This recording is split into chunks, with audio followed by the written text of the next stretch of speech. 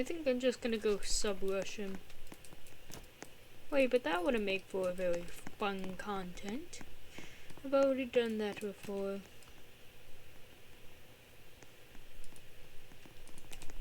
I'm gonna go torpedo bomb.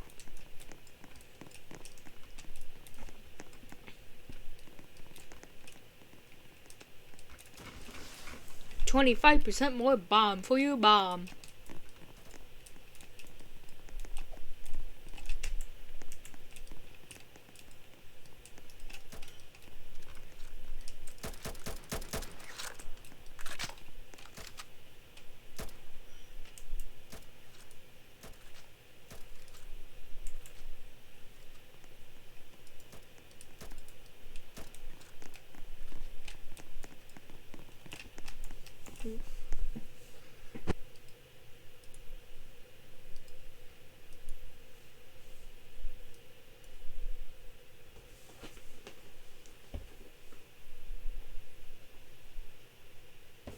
Actually, yeah, I'll go harbor havoc.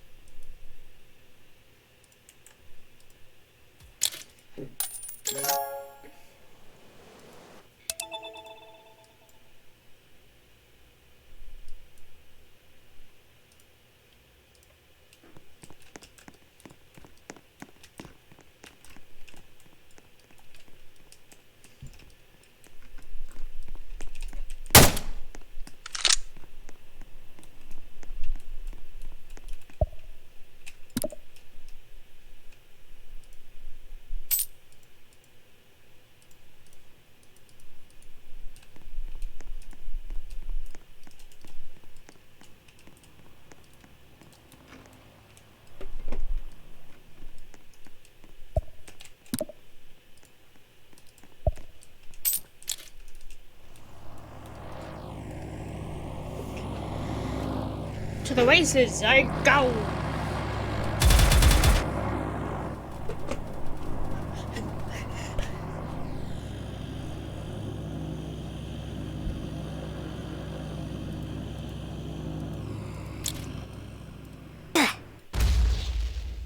Huh. Things are just looking swell.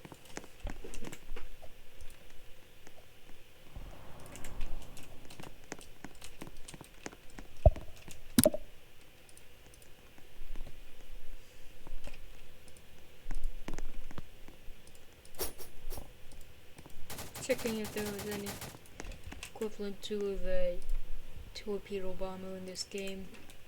Turns out so little people will use that they probably didn't even bother.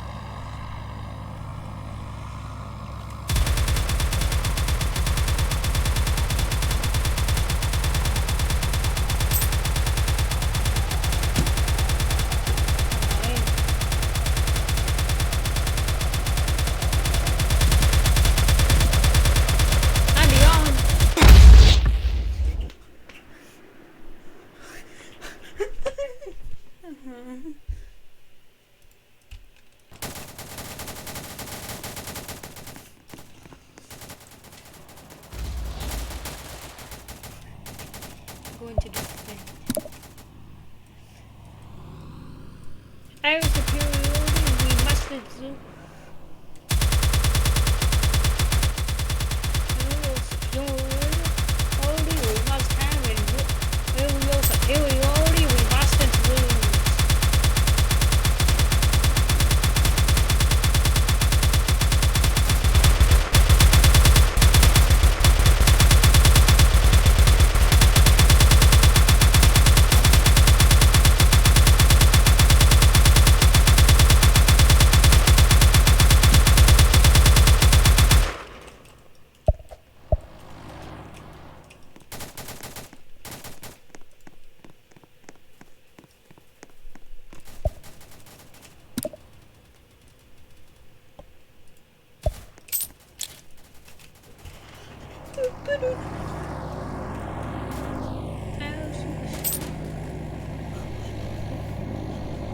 An air superiority, we must exert.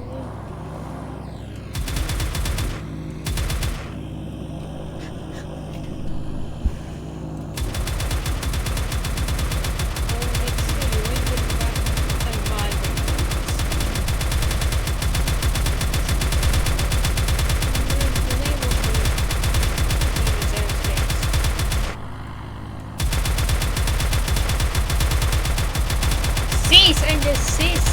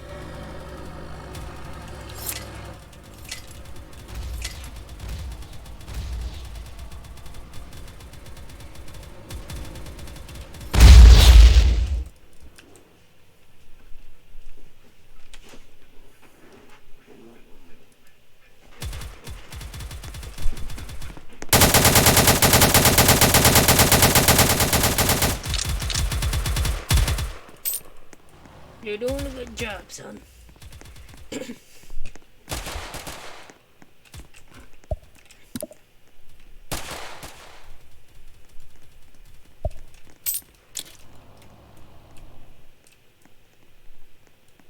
Alright then, I'll just move on with my day.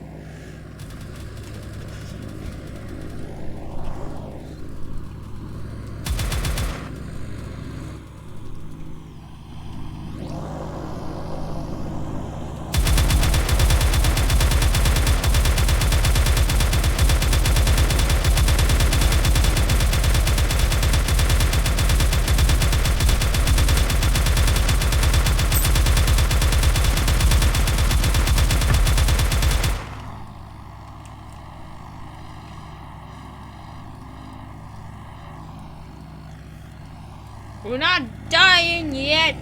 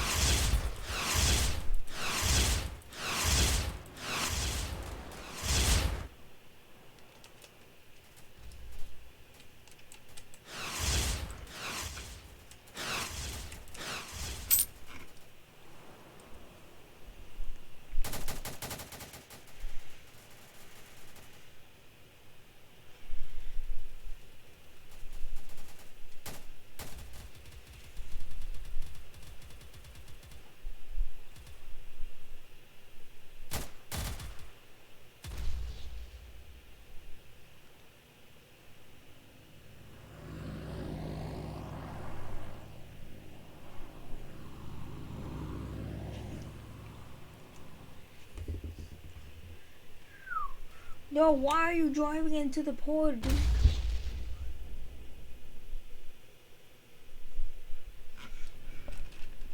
No, stop. What are you doing? What are you doing? What are you doing? What? Oh.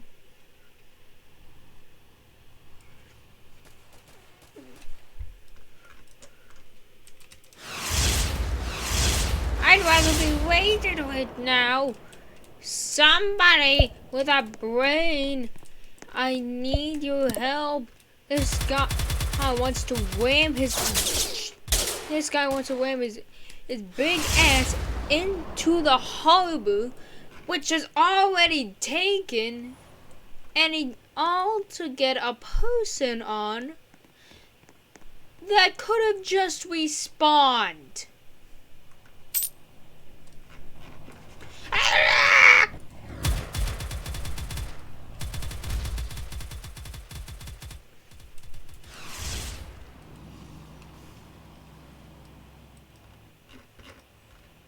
You anger me.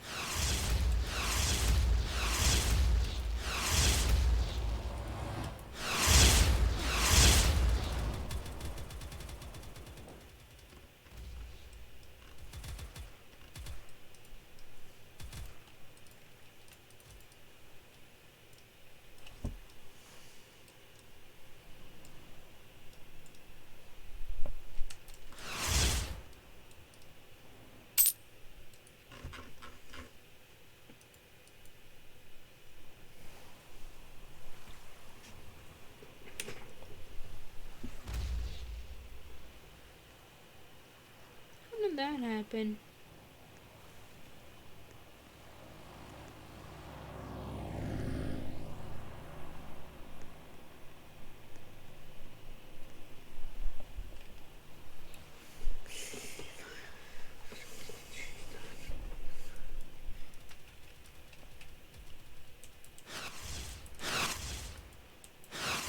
Boo!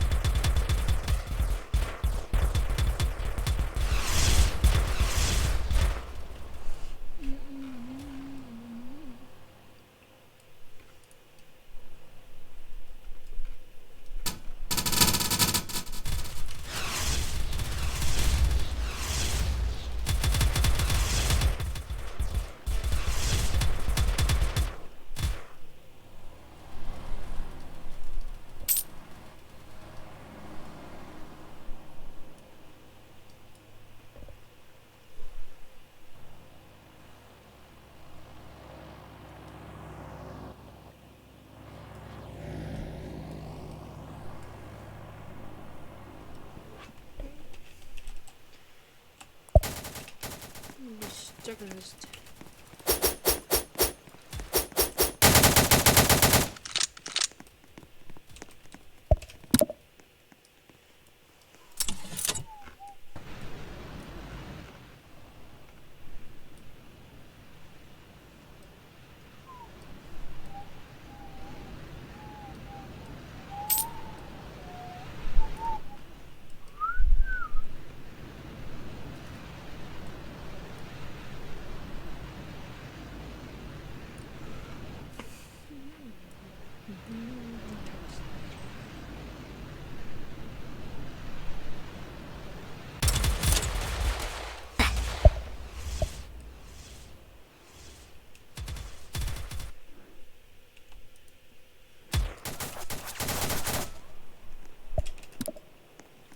How is our battleship already dead?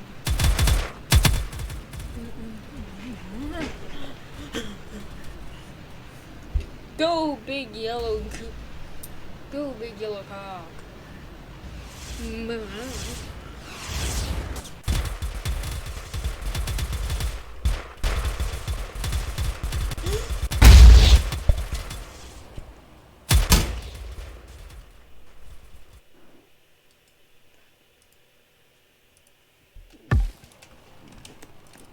I have no faith for anything that isn't piloted by me.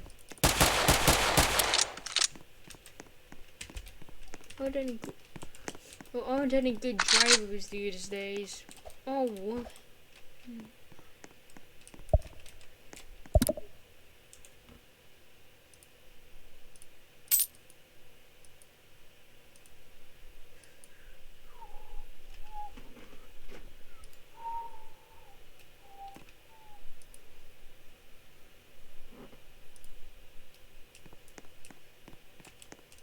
I think I'm just gonna hold it out for a little bit.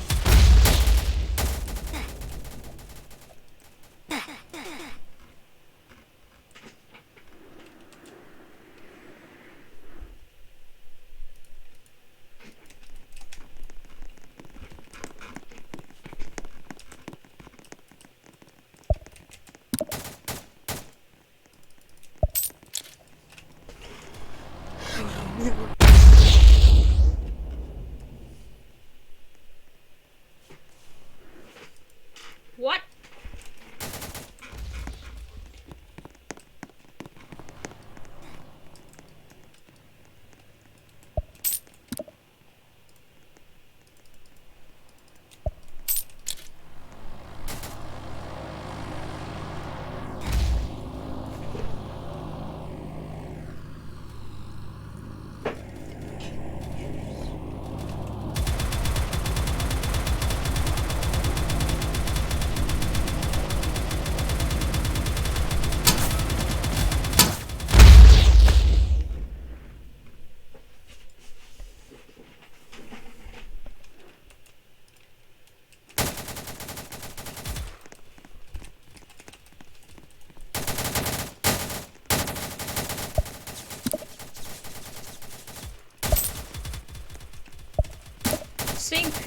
People who are the same people People who arrange group projects are the same people who do Roblox matchmaking.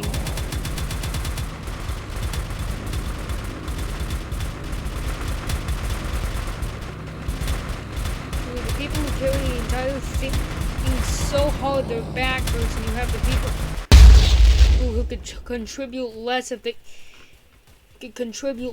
stress. Could continue less if they destroyed the project last minute.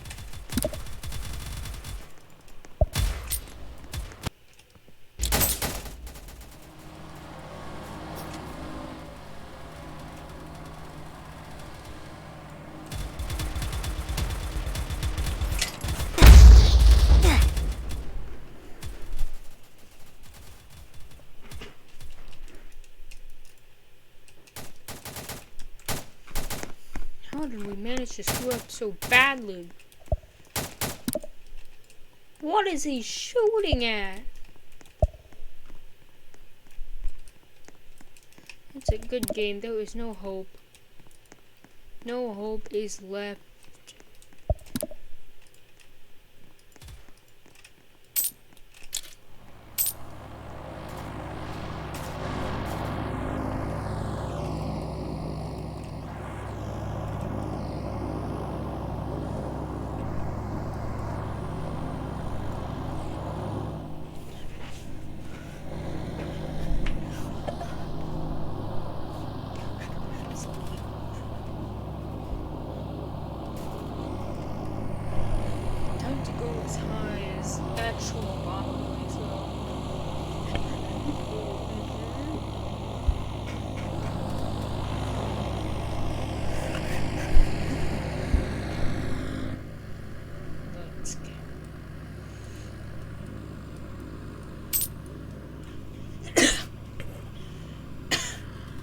Do you expect C?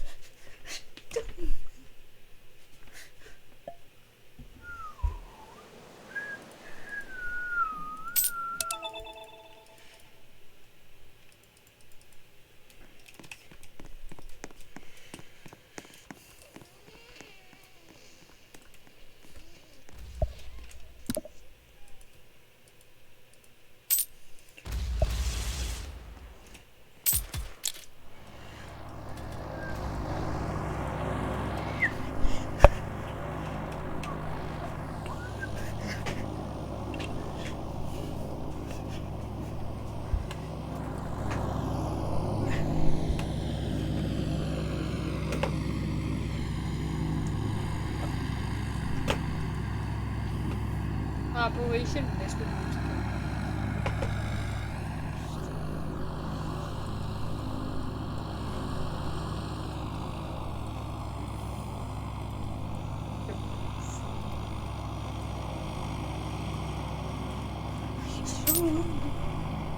let's go.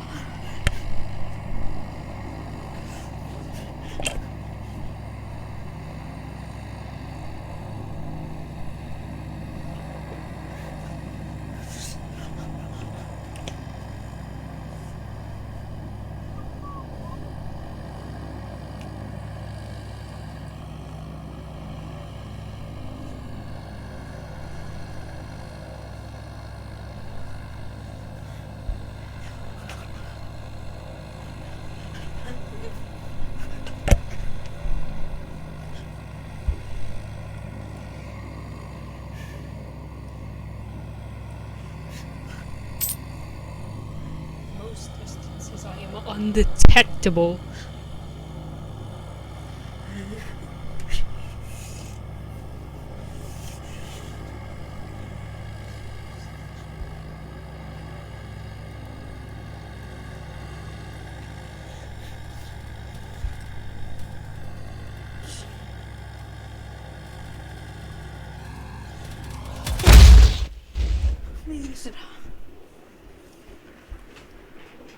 Somebody may fly equally high.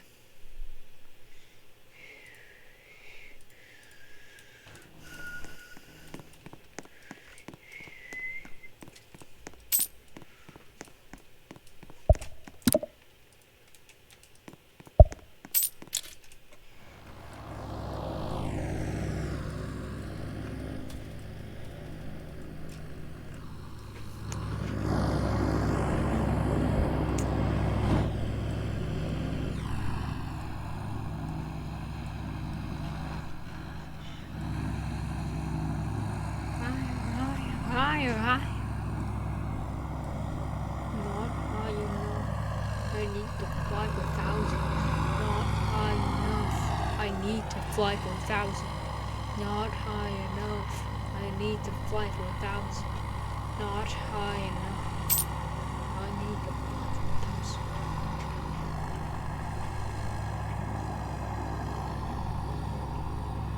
I feel like a considerable amount of stuff should be just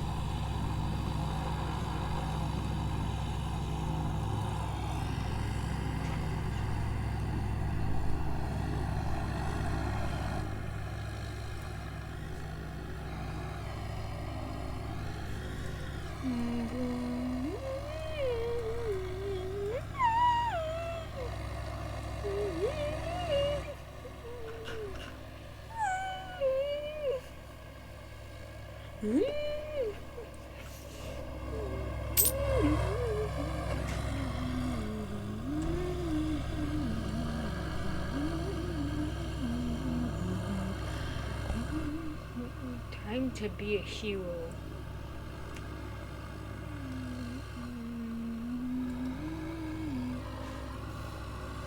Nobody is on hot pursuit. Good.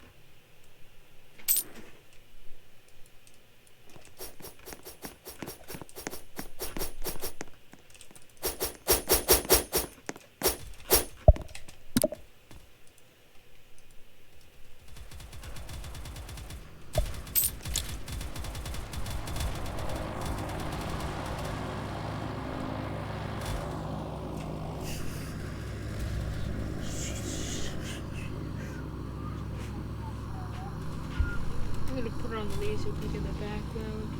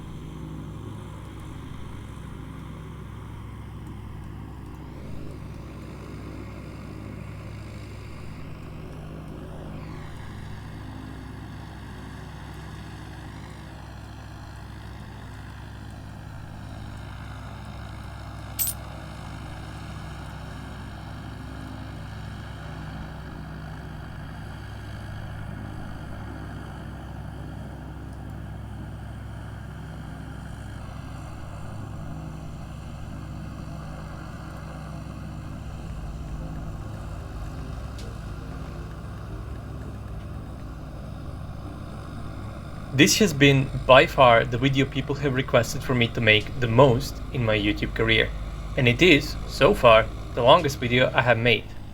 In this video I will try to correct the things I believe are wrong in the video made by Laserpig on T14 Armata. Now I just want to say I don't have anything against him, and I am very much against anyone trying to harass him or his fans. Because people make mistakes, I made mistakes myself, and in fact I still do. And I have made plenty of them in the past. So just because someone makes mistakes doesn't have to mean they are always wrong. In fact, he says a lot of things that are correct in his video, but I want to try and correct some things I believe to be incorrect based on my research. Also, I know the video sometimes makes some claims that are supposed to be jokes, but a lot of people are not tank nerds and they might take those jokes at face value. Therefore, if you see stuff that you believe is a joke, don't think that I'm not aware of that. It's just that I want to make things clear. Also, he spends a big chunk of the video talking about politics and Russian economics, which I'm not in position to talk about since I have no knowledge on such topics. I'm just a massive tank nerd, so all the mistakes I will be covering will be related to the tanks only. So, let's begin. An autoloader famous for jamming that now cannot be accessed and cleared when it does jam. I don't know where the idea of the Soviet-era autoloaders being unreliable comes from, but that is definitely not the case. If maintained, they will function properly. It is a very simple system really, a rotating carousel, an elevator and a ramming stick. The only information about these being unreliable is from the development of the T-64, when the autoloader was a new thing and they had some reliability issues. But we have had several interviews with tankers from both sides of the Ukraine war, and no one has even mentioned the autoloaders having any issues. Not to mention that we have absolutely no visual evidence for that either. With thousands of tanks with the Soviet-era autoloaders fighting in this war, we would have heard at least something, but so far, nothing. That is because they are not famous for being unreliable, that's just false. A CIA report about Soviet tanks even praised the reliability of the T-72's autoloader. And immediately they went about abandoning the philosophy of the T-72 and its ridiculous carousel autoloader, the system which has produced some of Russia's greatest memes, and instead incorporated a more French-style cartridge autoloading system, featuring a rear ammunition compartment complete with blowout panels to protect the crew. The prototype of T-14 Armata, the Object 195, sometimes referred to as T-95, did in fact not feature a bustle autoloader, but a carousel autoloader, which is also featured on T-14 Armata. That is one of the many similarities it has with the T-14, and why people say it is its predecessor. Not only would this new autoloading system allow the T-95 to fire considerably faster than the T-90, it would also allow it to fire the more powerful and more modern shells that, to this day, the T-90 still cannot use. T-95 would have featured a completely different gun caliber, the 152mm to A83, which would in fact allow it to fire more powerful ammunition. But T-90M on the other hand has been modified to fire modern ammunition, which would be the 3BM59 and 3BM60, the latter also being confirmed to be used in Ukraine, which are inferior to modern Western ones, but they are still modern, as well as the programmable high explosive called Telnik, featured in Zvezda's documentary on the tank, Now, there is no evidence that this modern projectile has actually entered service, but the point is T-90M can fire it, therefore it can fire modern projectiles. T-95. The tank was shown at the Omnisk Arms Convention in 1997, but if you had a time machine and went back in time to see the T-95 in action, prepare to be disappointed. The tank was kept as far away as physically possible from the crowds and observation platforms. It was covered in camouflage netting and did nothing.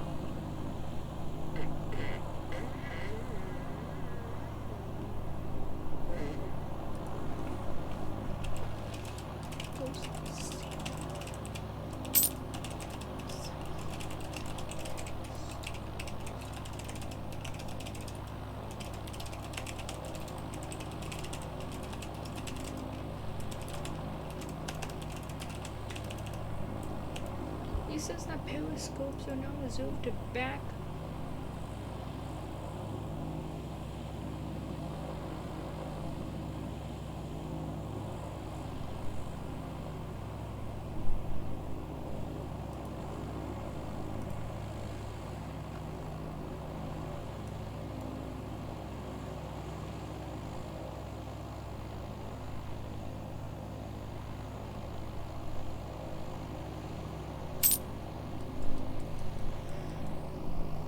I think I'm high enough.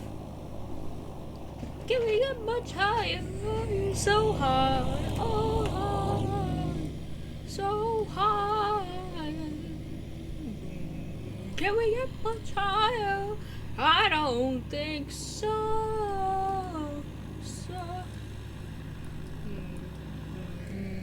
Can we?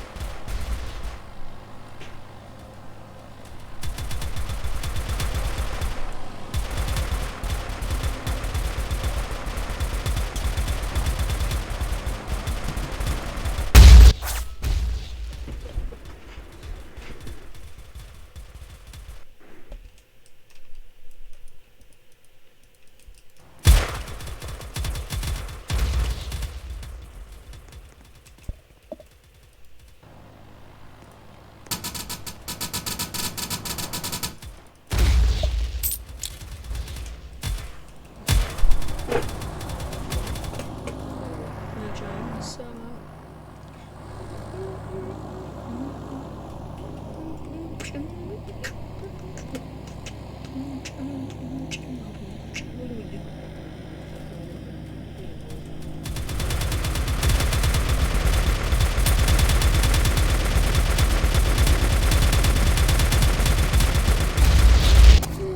Cup, World Cup, World Cup, World Cup,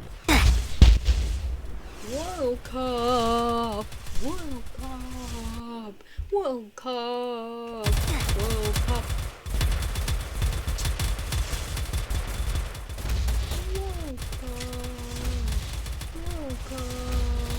World Cup, World Cup.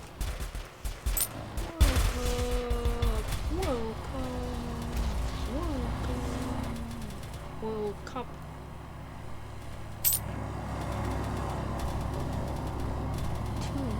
Two worlds, one cup.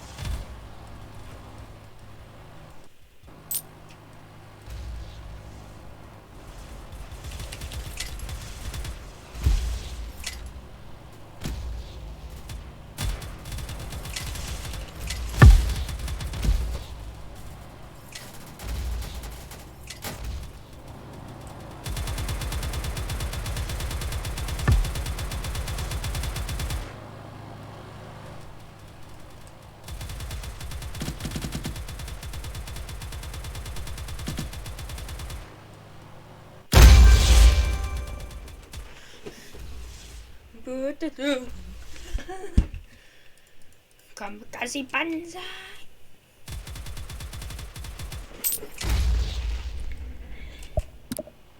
World Cup, World Cup, World Cup, World Cup, World Cup, World Cup, World Cup, World Cup, World Cup.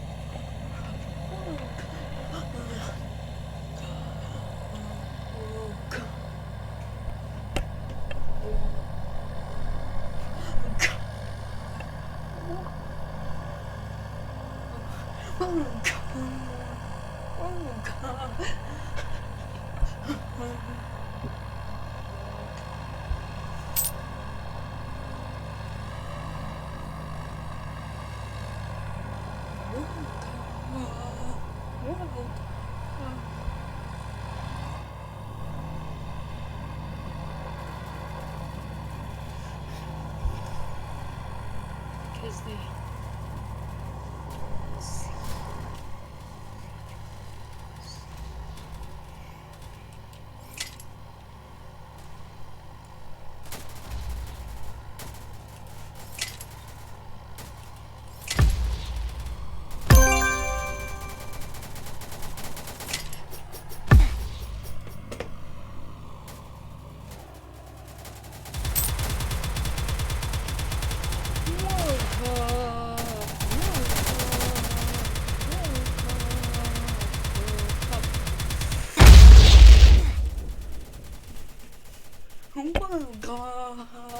World Cup.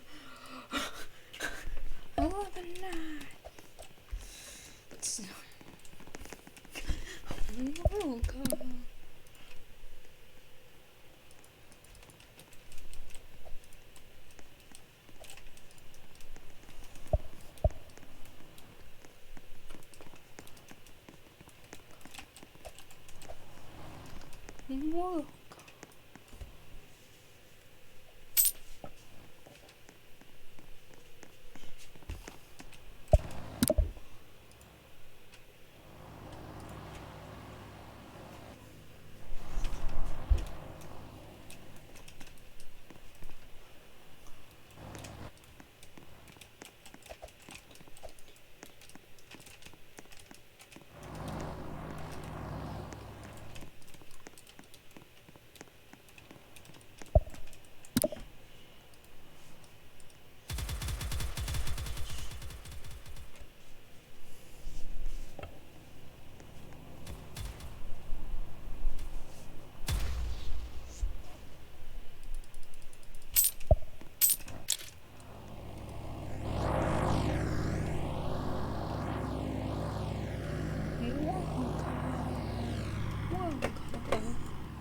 World Cup. World Cup. World Cup. World Cup. World Cup. World Cup.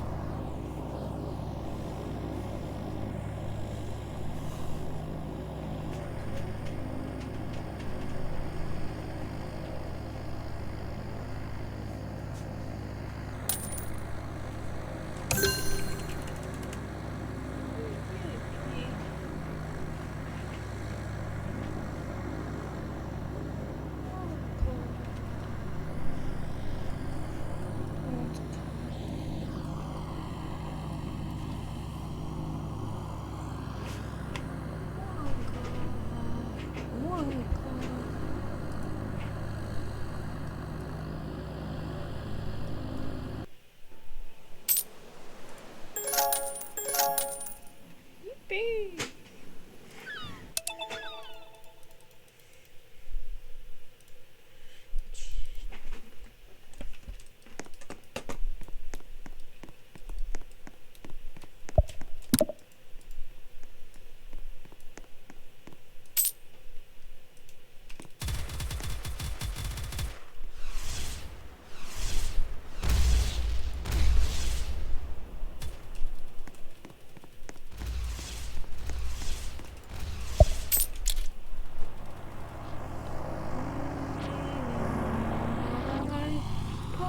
Poke face, check out my poke face.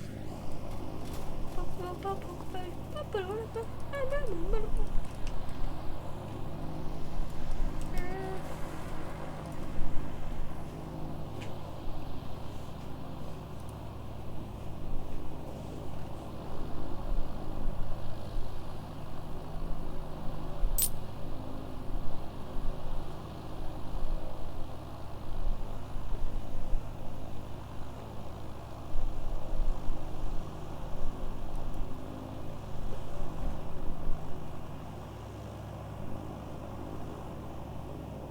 Hi, you're on a rock, floating in space.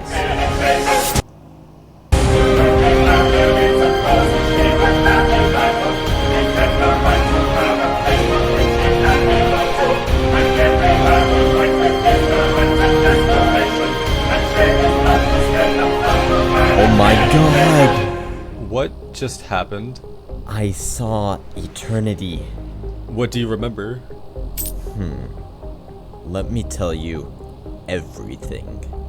The Pit is one of Hypixel's craziest game modes. In the past half-decade, tens of thousands of players have spent millions of hours on the Pit. Thousands of exploits were discovered, abused, patched, and hundreds of thousands of dollars worth of items were bought, sold, and illegally traded. With the path the game has taken, the Pit is the closest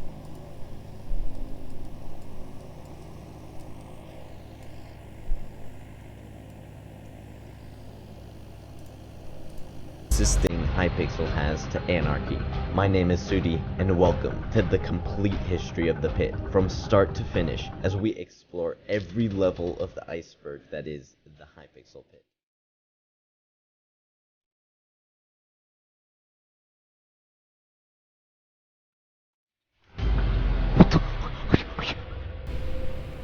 At its most basic level, the Pit is a game mode with a giant map where players can jump down and fight people anywhere. It was released on February 26th, 2018, but its story starts far earlier. 3 years before, in 2015, the Hypixel admin Minikloon created a game called Brawl for Minecraft Pocket Edition, where players with unlimited lives spawned on 4 different platforms and PvP'd in the middle. On Pocket Edition, this game was more popular than both survival games and Skywars, and Minikloon realized there was a demand for persistent games. A persistent game is one in which the game never technically ends, like Skyblock, opposed to finite games like Bedwars and Murder Mystery. And so, Minikloon began development on a new project he called The Pit.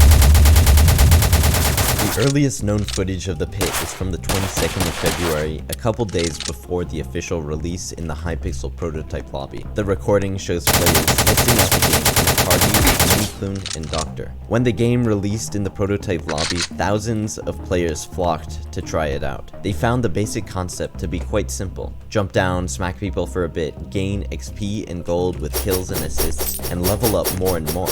With higher levels, players unlock perks that can be purchased with gold. On the map, 4 distinct sections marked the water, mountains, lava, and sky areas. The map was surrounded by barriers, but a couple people realized they could escape and get onto the outskirts. The YouTuber Spifey and a couple of his friends did this, and they discovered there was a secret map still in render distance. After collecting gold to buy obsidian, they bridged out to this unknown frontier. They found it to be an unfinished version of the main map, likely a remnant from the builders. There, Spifey and his friends messed around for a bit and eventually died. Far from this secret landmass, player mosh pits formed in the center of the map due to the absurd amount of people jumping down. Players learned that the strength perk was totally cracked and allowed users to deal way more damage than they should have been able to, allowing some people to kill dozens of other players in a row. With each kill, the game has the potential to give a bounty to the kill streaker, a gold reward for whoever manages to take down that streaker. Initially, these bounties went all the way up to 10,000 gold, but in the quick patch 2 days later, Minikloon capped them at 5k.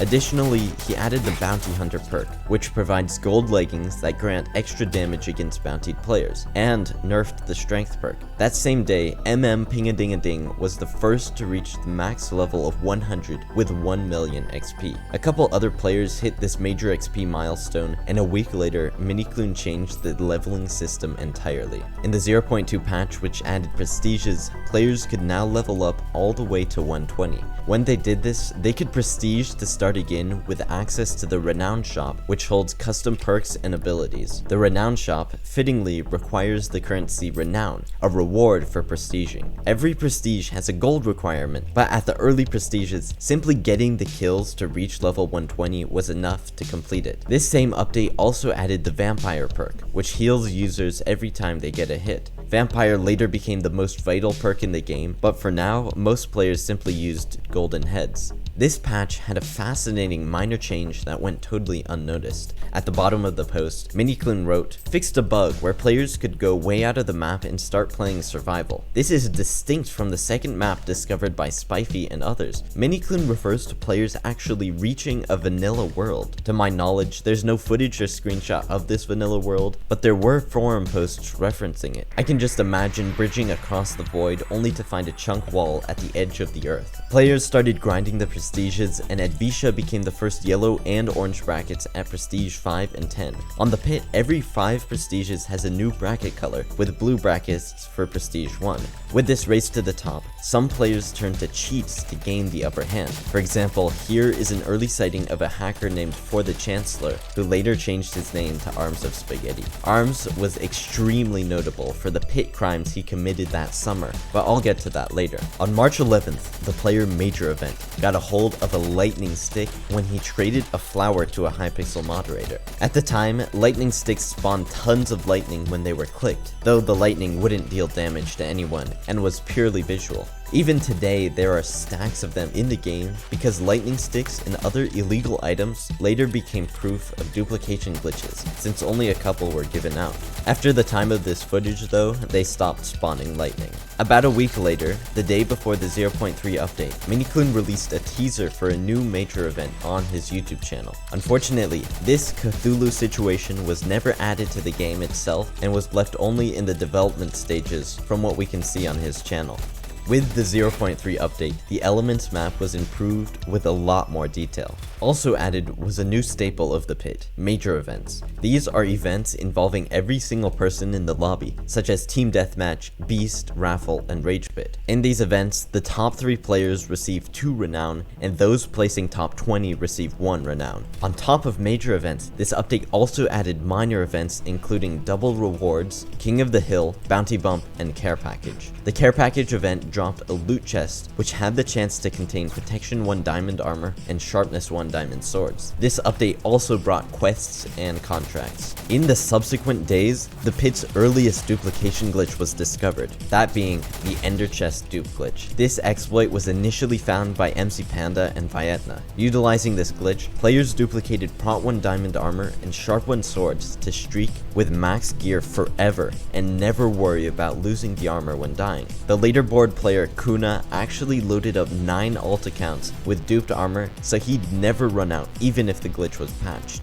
Soon, the cheater fan Far On Cry achieved Prestige 15 and red brackets, and this is when I personally started to get into the game. In early April, I went on my first God set kill streak as a Prestige 4 with my friend DogV2, who I met on the Pit Community Discord server that was created and run by Vietna. Just days later, DogV2 and I were streaking when we were killed by a nicked hunter who took all of our health in a single hit. This hunter was likely Vietna or MC Panda, who were abusing the Kung Fu one-tap exploit that allowed them to deal incredible amounts of damage with just their fists. Even though they were under MVP++ nicknames, their true identities could be revealed through an exploit involving a Hypixel stats website called Max Corlar. The website showed a list of every single person in your lobby, so it was quite easy to identify who was MVP++ and was thus the nicked culprit. As a result, even bounty hunters with /nick had to be careful about secretly hunting people they were supposedly allied with. Regardless, hunting became significantly easier when we encountered another glitch. DogV2, Kaiba, Vietna, and I discovered the Speed 2 glitch with the Impatient Renown perk. This perk, which gave unlimited speed in spawn,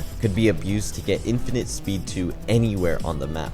By building up to the edge of the elements tree and entering the spawn region from the outside, the perk was triggered, giving us infinite speed. However, speed could also be kept by jumping into the pit arena while hugging the edge of the spawn hole. We claimed hundreds of thousands of gold worth of bounties with this exploit. At the time of the Infinite Speed 2 glitch, a new player emerged onto the scene named Babs, who quickly grinded levels and made a name for himself with the Beast event. In the Beast event, gold is awarded to the Beast every 5 seconds they are alive. Because of this, players used obsidian to block themselves in and build elaborate structures for a survival advantage. This was changed in the 0.3.1 patch, but people still managed to dominate the event through killing as many people as possible. Babs, for example, earned tens of thousands of gold with an astounding 127 kills across the 5-minute event. Even though beasts themselves being able to block themselves in was fixed, it was still a broken event. Players who became Beast jumped into the void and pressed F3 and S at the same time would freeze in the air. When they died, they respawned as the Beast and could simply camp in spawn for the rest of the event. Babs reached number 1 on the leaderboards on April 9th,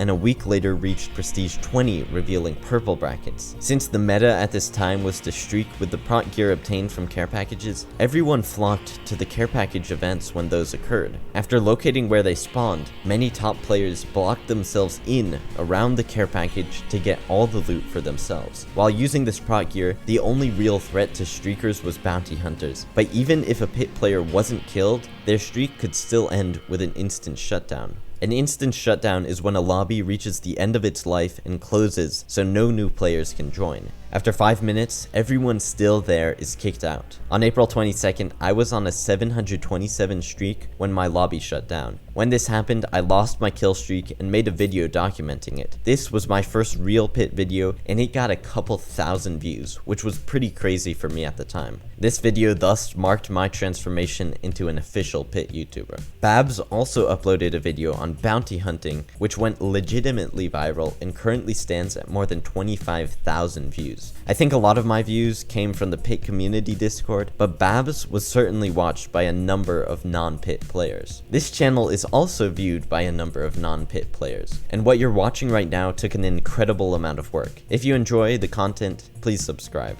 Obabe, an admin in the Pit community Discord, manipulated Vietna into giving him his Minecraft account and owner privileges in the Discord. Obabe cheated on Vietna's account, got him banned from Hypixel, and kicked Vietna out of the Discord. Obabe ran the community for a while and continued the open nature of the Discord. Anyone could join, ask questions, trade with others, and chill. The Discord gained a lot of members by advertising with Pit YouTubers like Not Giovanni, Duct Tape Digger, and myself. Within the Pit community though, smaller factions were formed, like the Black Hats. The Black Hats was an infamous Pit guild created by Prince Link. They distinguished themselves by dyeing the leather helmets unlocked at Prestige 5 completely black and hunting absolutely everyone, except for those people in the group. There were a number of leaderboard players in the guild, including Prince Link himself, Xrosh, Go Ahead and Rage, and Angification. The day after I joined the guild, I ran across Angification, who was collecting golden heads and tossing them into an obsidian box. From this, I did some testing on my own and found out that it was possible to hold unlimited G-heads to have a near zero chance of dying while on a kill streak.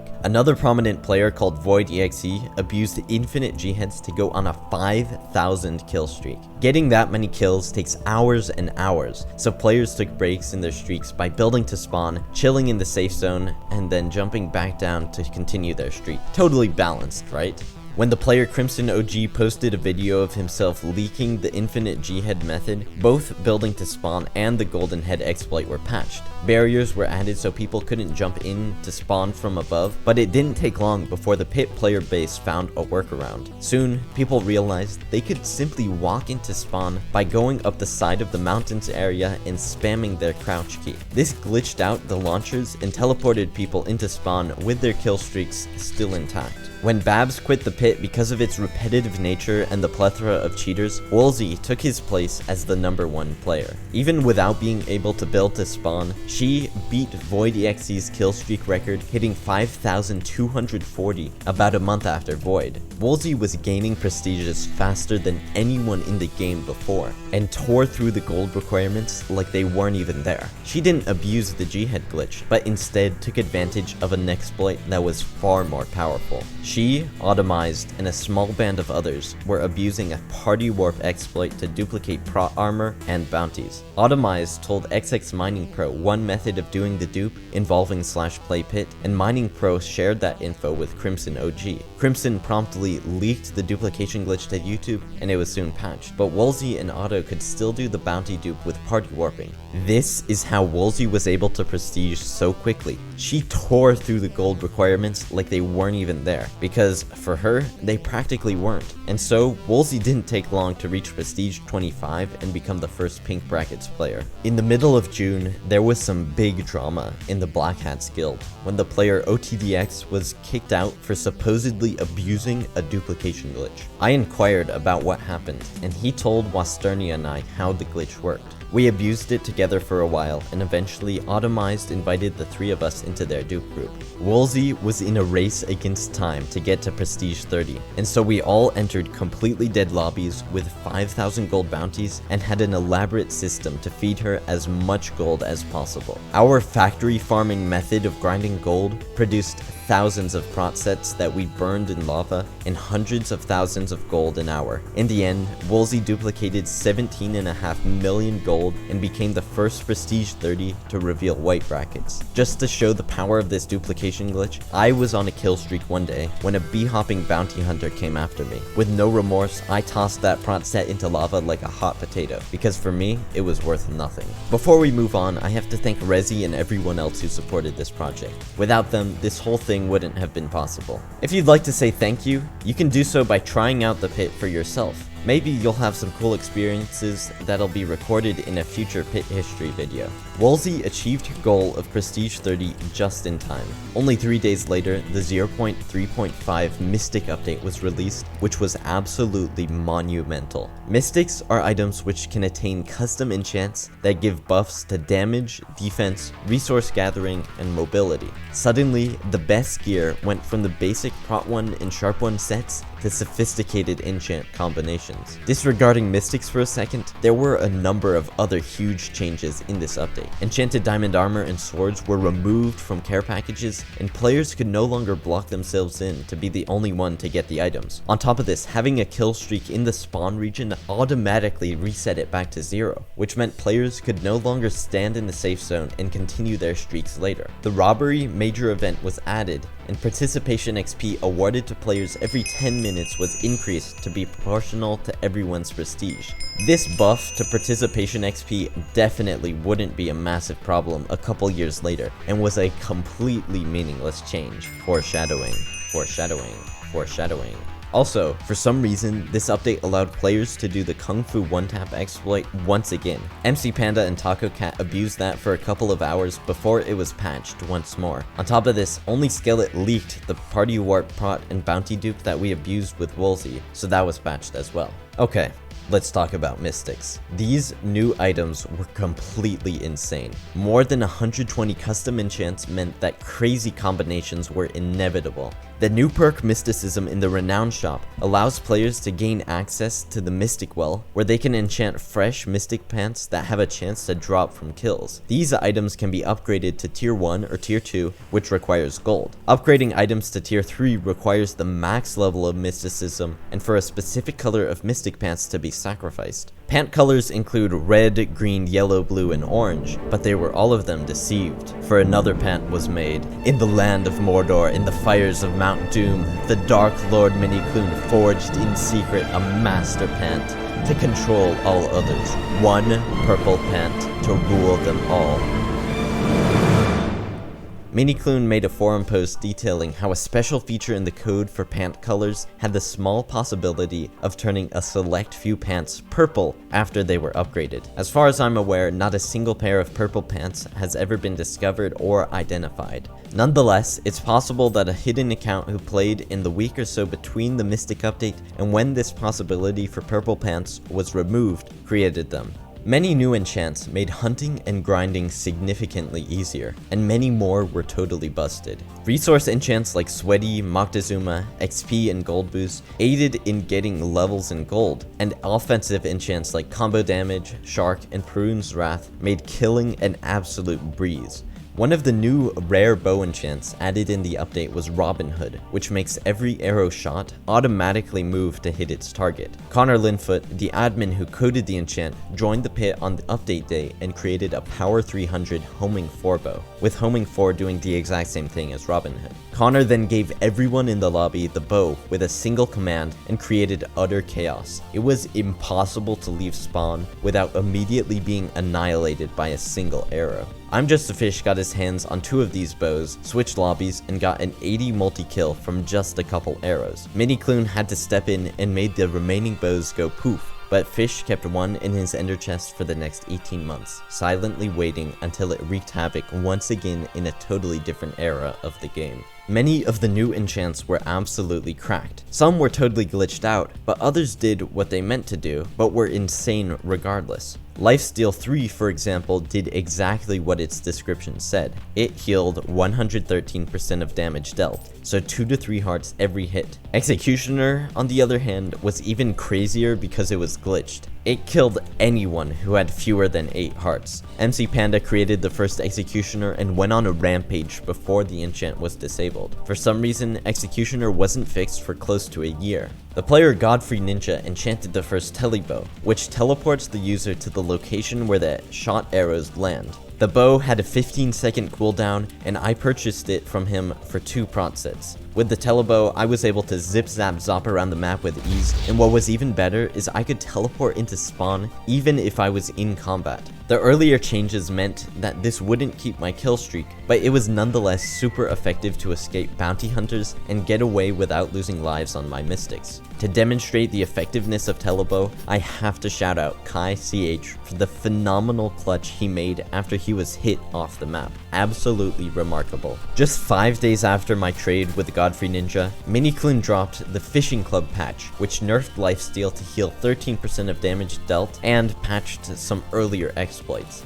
Mainly, the update added aqua pants, which have enchants like Unite that made fishing easier. A couple days later, For the Chancellor renamed himself to Arms of Spaghetti and proceeded to become one of the pit's most infamous players. He cheated extremely hard and scammed as much as possible. He promised people trades for good items, told them to drop first, and then refused to hold up his end of the bargain. With this method, he scammed a pair of Pit Blob 3 pants, which spawns a slime that, at the time, had no size limit.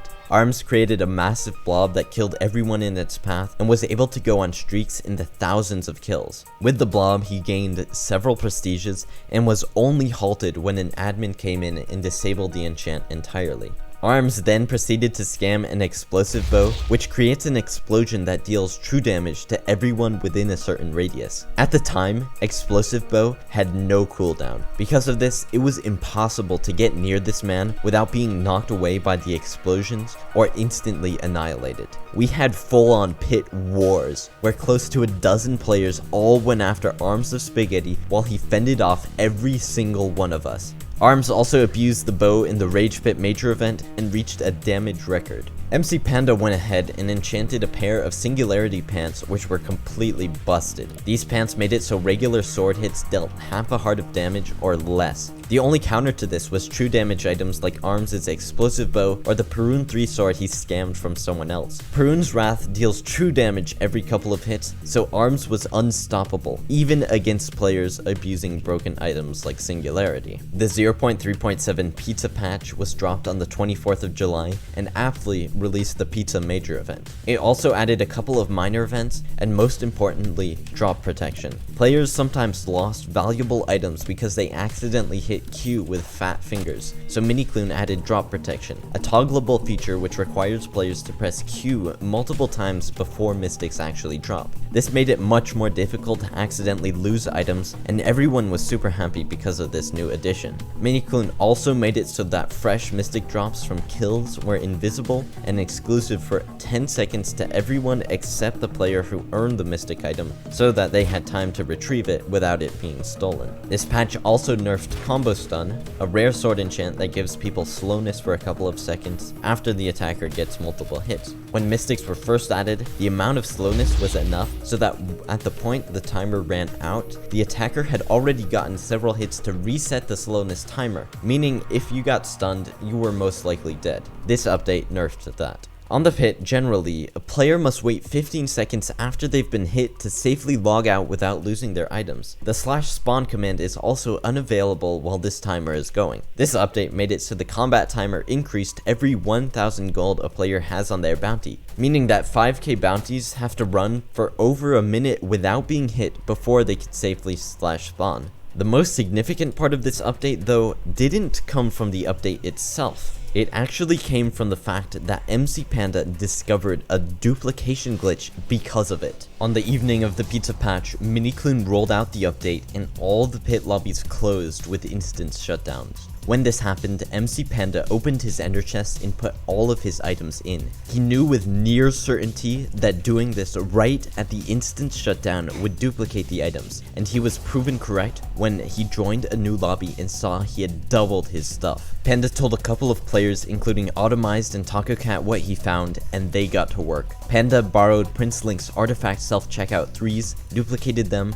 and gave Link 2 copies in return. Automized soon learned that I had some valuable items of my own and approached me as well. The player Vlades enchanted a pair of Double Jump 3 Mirror 1 pants that gave users the ability to jump insanely far and block true damage at the same time. I bought that item from Vlades and also traded a pair of Instaboom 3 pants to Skunker in exchange for his Telebo 3, which had a 2-second cooldown.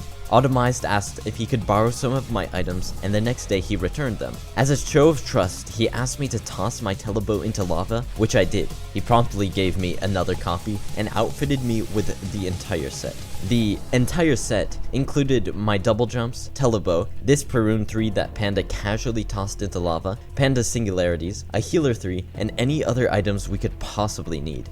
This dupe required waiting in lobbies for hours and hours in hopes of an instant shutdown, but it was totally worth it. In this clip, Panda is using the complete duplicated item set, which Automized, Taco Cat, Major Event, Minor Event, and I each had an exact copy of. To test out the enchant system, Tak, Auto, and Panda duplicated a ton of fresh and tier 1 Mystic Swords and tossed them into lava. This whole time we were tracking Arms of Spaghetti, and that same day, the Max Corlar Nick Revealer was patched. Even without pit surveillance technology, we were absolutely untouchable with these duped items. I went on a kill streak of 1500 and even AFK'd in a box in the middle of the map during it. The Singularity Pants were so overpowered that it didn't matter. At some point the instant shutdown Ender Chest dupe was patched, but we still had our items. Other players got on the dupe train as well when Potty and Only Skillet accidentally ran across another party warp exploit. Potty was warped right before he tossed out an item in a trade, but he still had his item in the new lobby. The player he tossed it to received the item as well, and Potty realized he now had a dupe. Ben B and Usher secretly observed Potty and Skillet, and they themselves figured out the dupe too. Wolsey learned of it and soon created a Robin Hood pole bow that was duped to Oblivion with the same exploit. This bow was the most overpowered item in the game since Arms' explosive bow.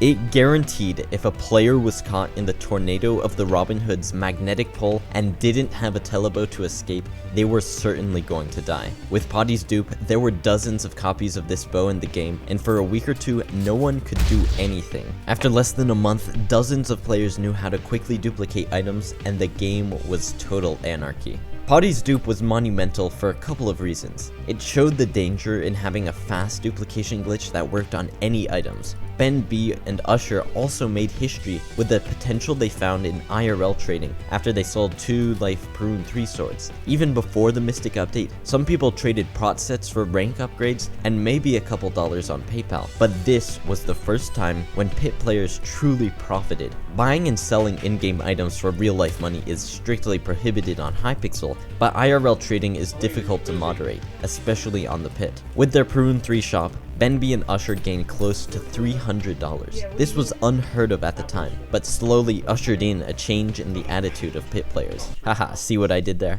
In later eras of the pit, players took IRL trading to astronomical extremes, with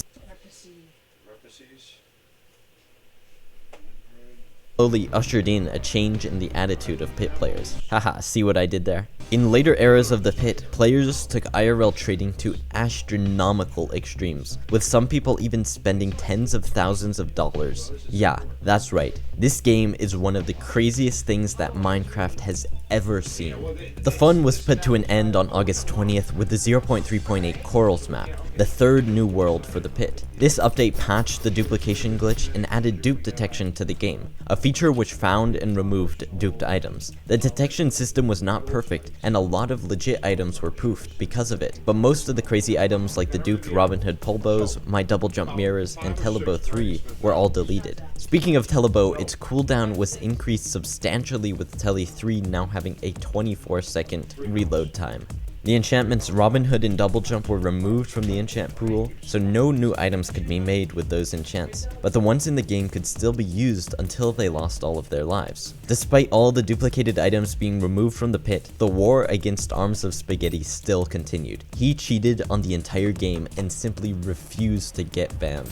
While the Corals map update fixed the major item dupe, it took us less than a week to get back into business. I learned of a bounty dupe from MZ Panda, and players continued to duplicate prot sets using a daily log glitch. For some reason, combat logging saved your inventory if you did it once a day, and this also meant your armor had the chance to drop on the ground. People used this with alts to dupe prot, and I'm Just a Fish, Ochill, OTDX, and I used the bounty dupe to generate gold for our prestiges. In early September, I stumbled upon the secret to invincibility. By equipping pants enchanted with Peroxide 1 while blocking with a Bruiser 3 sword, I took 0 damage. Once I hunted down a pair of Peroxide 1 pants with mirror on them, I became unstoppable.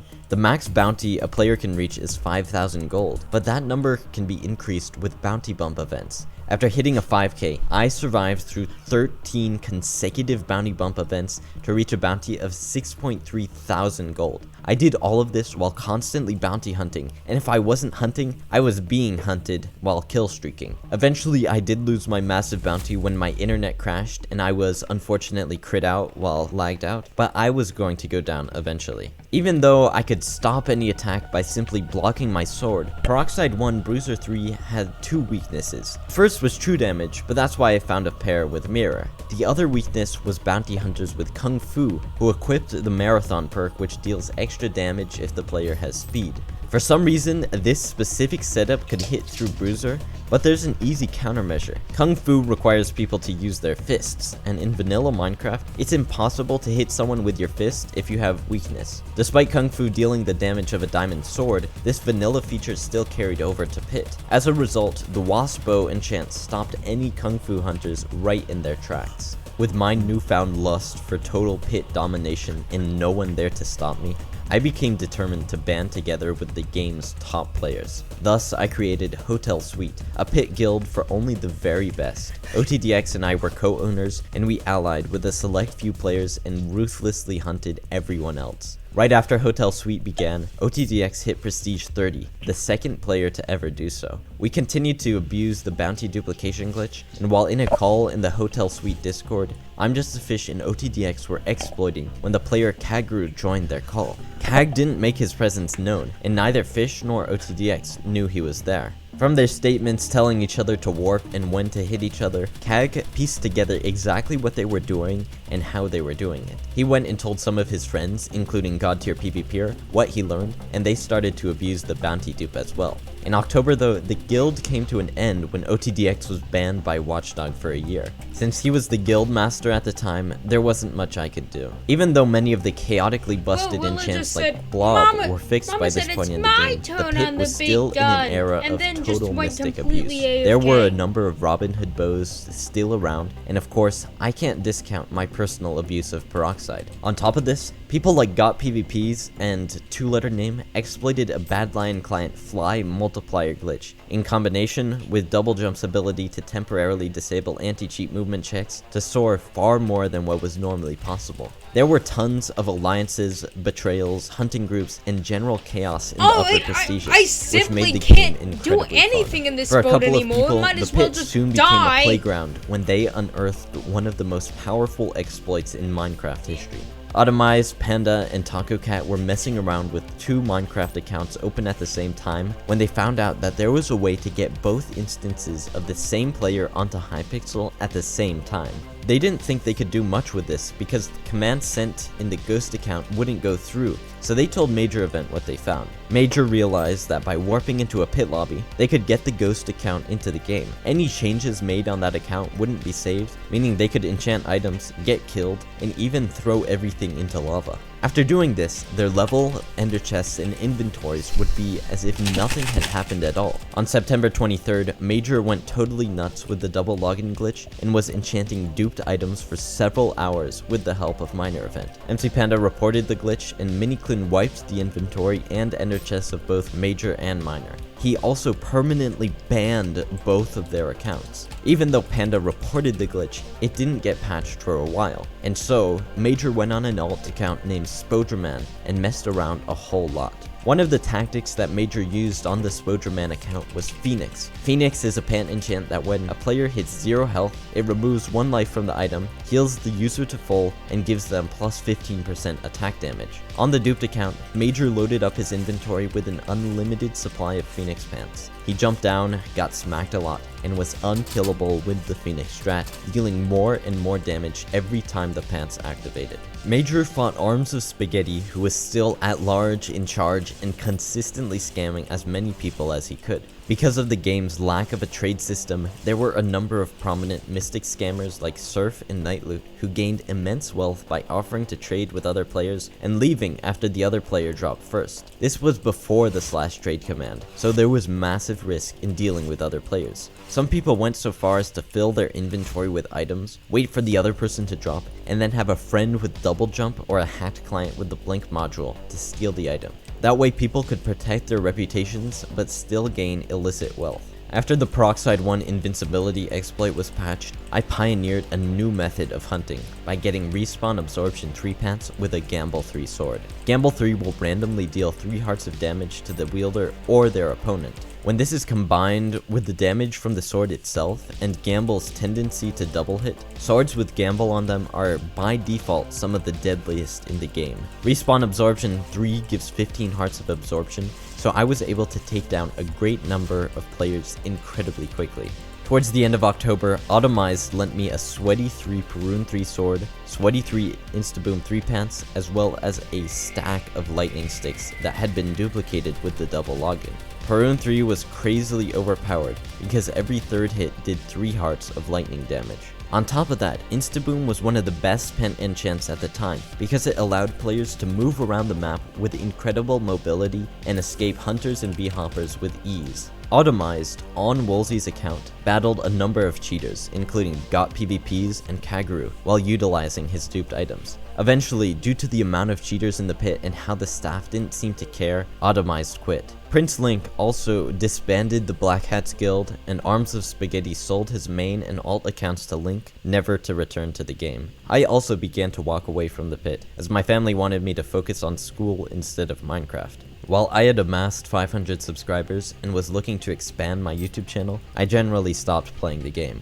During the time when Automized was still around, Kaguru was one of his biggest rivals. Just a week after Otto left though, Kag began abusing an item duplication glitch with a new exploit accidentally discovered by Sir Deadly. Deadly brought the dupe to the leaders of his guild, the Pot, and he, along with Kag and Potty, duped an incredible amount of items in a systematic manner like no one in the game had seen before. As Potty was exposed for cheating on his main, Kag loaded up a number of bee-hopping accounts with duped items and hacked on everyone. The principal bee-hopping account was named Wakeballs, who was feared by all. They duplicated tier 2 items with the hopes of enchanting swords with Healer, Billionaire, and Last Stand, all enchants which were part of the meta. Healer 3 heals the user and attacker 3 hearts every hit, Billionaire deals extra damage but costs gold, and Last Stand, due to a bug, gave unlimited resistance 3, which made it nearly impossible to die.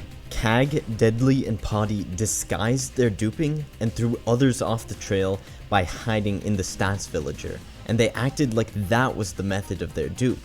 This was a massive red herring, and to this day, the 3 of them are the only ones who actually know how the exploit worked. In the middle of February, Technoblade, of all people, joined the pit. He did the parkour in the Seasons map, played with I'm Just a Fish, and Kag outfitted him with some duped items. Techno played with Kag and Fish for close to 4 hours before logging off for the night.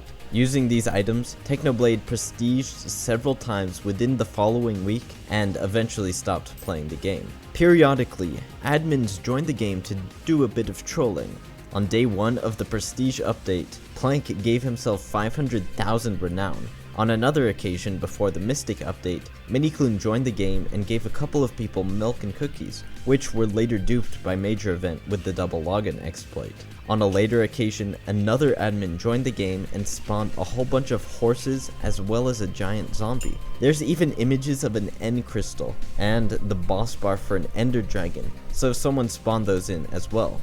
While on the Spoderman account, Major Event accidentally teleported into the top of the Seasons map and suffocated. He was holding one of the last Robin Hood bows in the game and didn't want it to lose lives, so he tossed it onto the ground.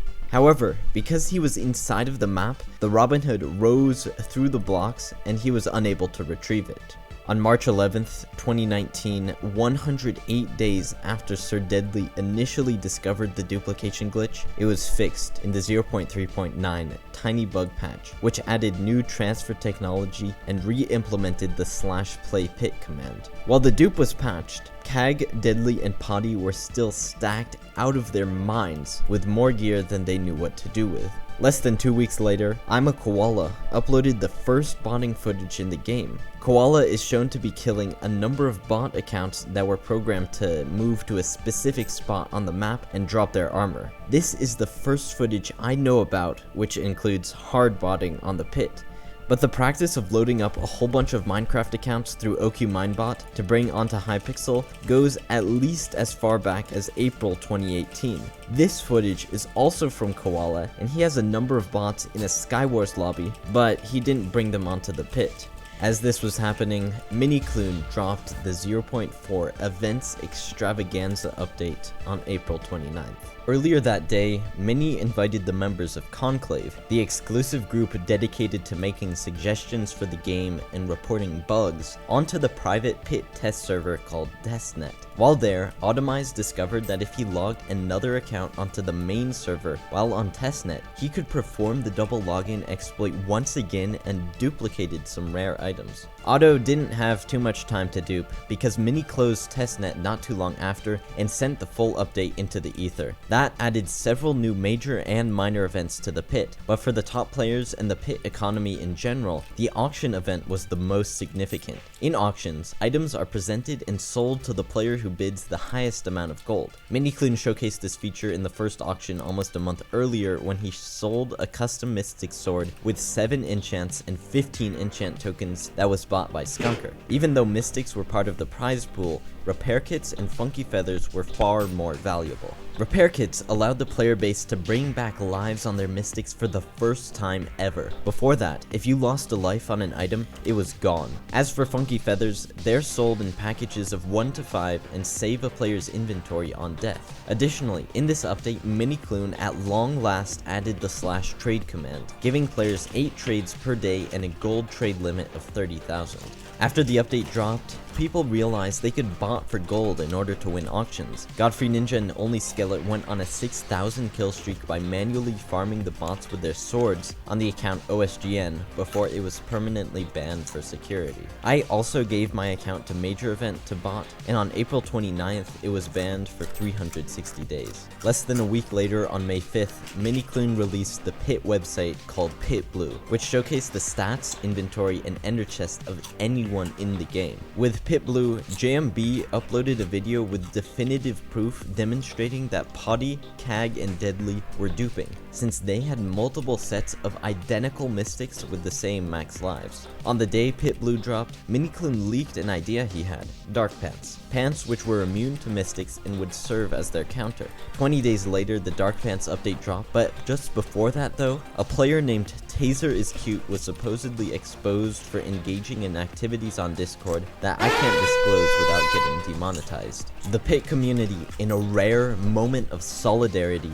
banded together to take him down in a hunting session where over a dozen players absolutely dunked on this man. He stood at no chance against the full force of a united group of angry Pit players. The 0.4.1 Castle Map and Dark Pants update on May 23rd brought the 4th map to the Pit, the Dark Pants Minikloon hinted at a couple weeks earlier, and so much more. The new Castle Map had a number of new features, including the farms, the King's Quest, and the sewers. In the farms, players could bake bread, gather eggs, hay bales, and sugar, all requirements for a mini cake. Getting a mini cake and earning 10 renown are the 2 requirements for the King's Quest. The King's Quest grants 30% of an entire prestigious XP, no matter what level a player is, as well as a fair amount of gold.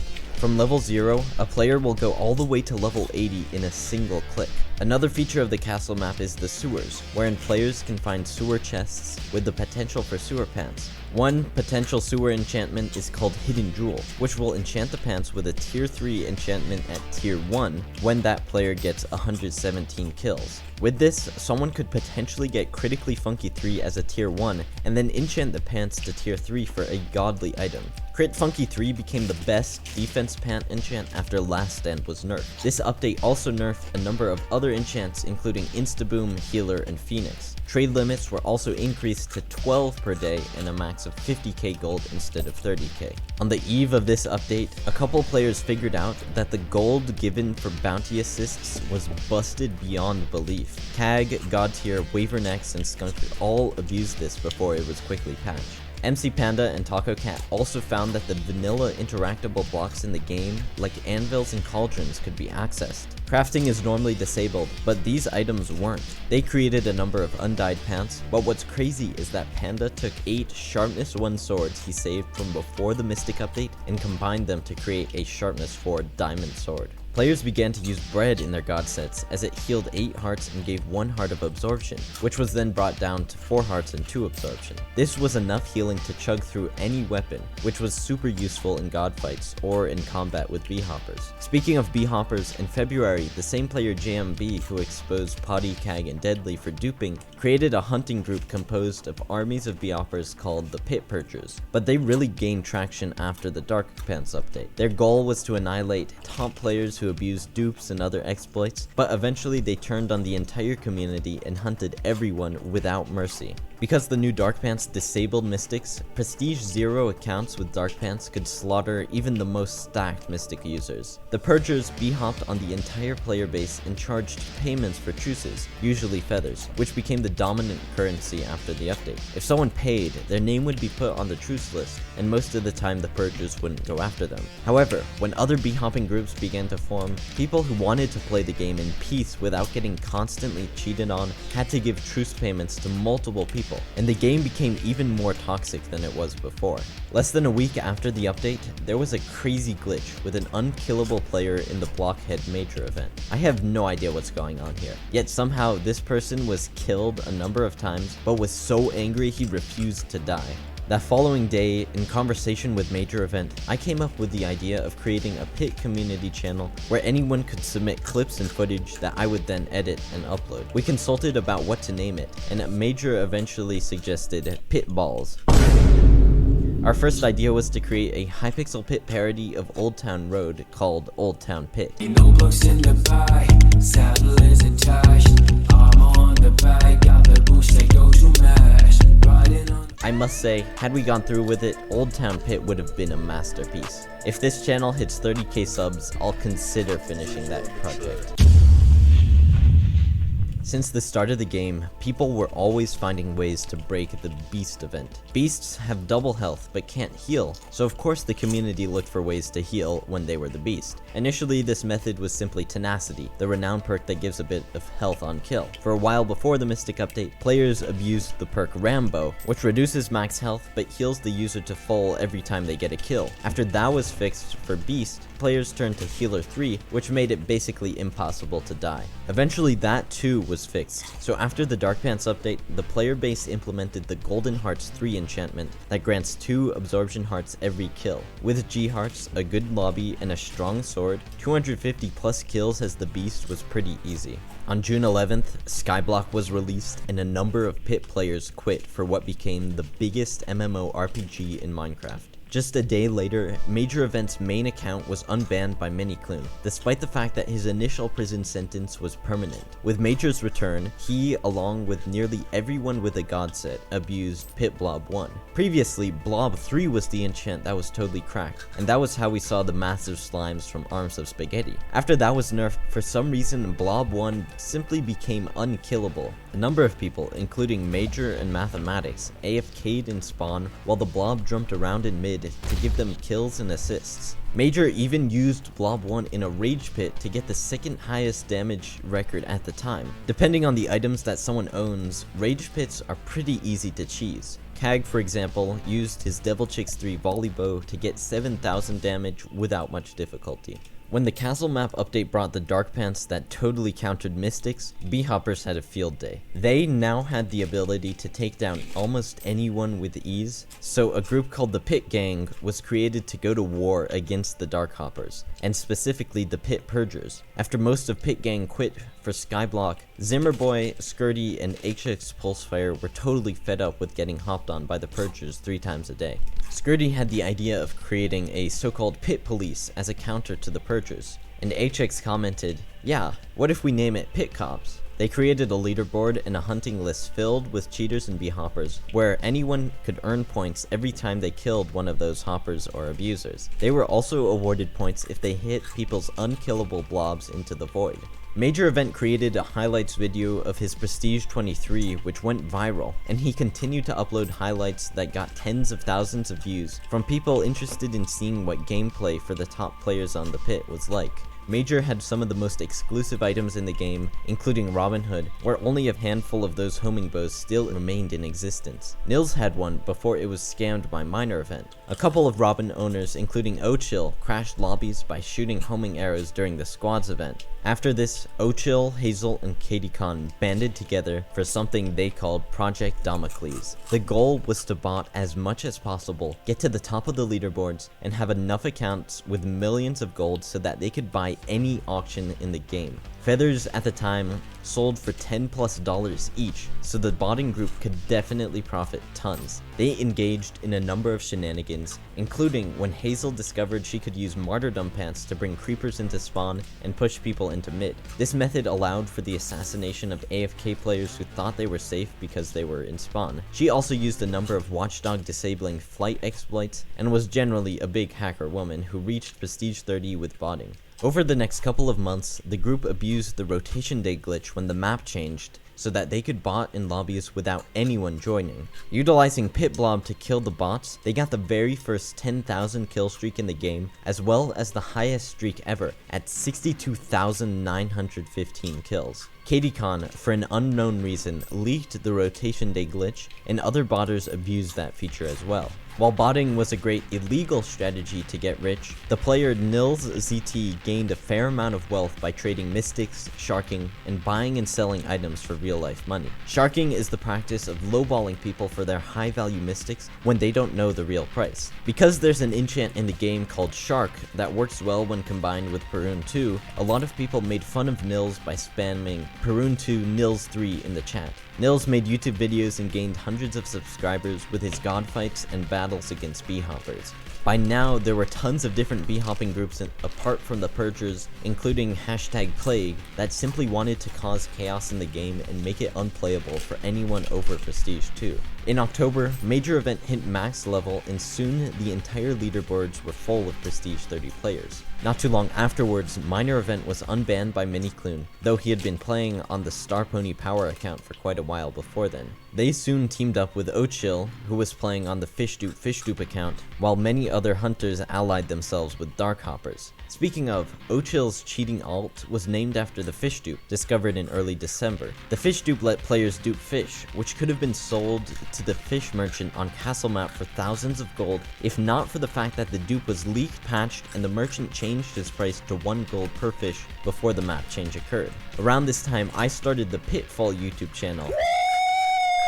Although the initial idea was to name it Pitballs, that seemed rather compromising, so I went with Pitfall instead. When I made a forum post about the community channel idea, several people in the Pit Cops group reached out to me. With them, we recorded and uploaded several videos where we, for instance, used the punch enchant 3 times in a row to get someone to space. We also bullied Octagonal Paul and showcased a couple of glitches. I haven't mentioned him so far, but Octagonal Paul was the most consistent Pit YouTuber who uploaded chill videos consistently for more than 4 years, and he started right around the release of the game. On the topic of Pit YouTubers, Silas was someone who created the first dynamic Pit texture pack that had custom designs for various mystic items. Silas also organized the very first Pit tournament called Bill to Win between all the God set users in the game. The reward for winning that tournament was a mystic repair kits. Repair kits normally can't be traded, but they could be transferred with the drop glitch discovered by Major Event a bit over a month before. The Pit is infamous for hackers, so in order to ensure that no one was cheating, every Build to Win participant had to screen share themselves the entire time while on the Lunar client. In one of the matches, Kag spent close to 3 hours, quote, getting on Lunar because he was trying to cheat. As a result of that delay, he didn't end up fighting his opponent Nightloot. These god fights were the target of a crazy number of bee-hopper attacks, and Silas later organized Build to Win 2. For a Pitfall video, the Pit Cops, including Mathematics and I, used Martyrdom in Spawn to kill a number of AFK players and then uploaded to YouTube. Another exploit, this one discovered by Mathematics, was the critically rich Wolfpack exploit, a method that allowed the abuser to gain tremendous amounts of gold incredibly quickly. On January 3rd, he and Krichun used the exploit to win a robbery event in 27 seconds. Soon after this, Math and I used the Volley Wolf exploit to lag out lobbies. On one attempt, as we were doing the glitch, the entire list of enchantments was posted in chat. I have no idea if those two events were related, but it was quite strange. We made another video about that, and it was fixed in the quick patch on February 28th. The quick patch brought in 3 changes. The first fixed the exploit. The second meant that Dark Pants now required the Heresy enchant to be used, meaning B-hoppers needed to be at least Prestige 2 to use Dark Pants. And 3, the Prestiges 31 to 35 were added to the game. Right then, the race was on to become the first Prestige 35, and Godhack and Katie Khan took the lead. Both of them abused the critically rich Wolfpack exploit to farm their gold, a glitch which was done most effectively when the pants had both Wolfpack and Crit Rich 3. Although there were only a couple of pairs of those types of pants in the game, the players who owned them could be identified with the new Mystic Search feature on Pit Panda, the Pit Stats website that MC Panda had been working on for a couple of months. Initially, Pit Panda was designed to be a dark mode version of Pit Blue with a cleaner interface, but Pit Panda quickly became the primary Pit Stats website used by the community. On February 23rd, 2020, less than a week before the quick patch, the Mystic Search feature was released. This had profound effects on the pit, and caused the largest wealth transfer in the history of the game mode. Suddenly, everyone had access to a list of every single player in the game who had valuable items, and tons of people were sharked out of their OP mystics. This wealth transfer made it so the top players at the top became significantly richer and more powerful than they were before, and the rest of the player base was left mostly in the dust.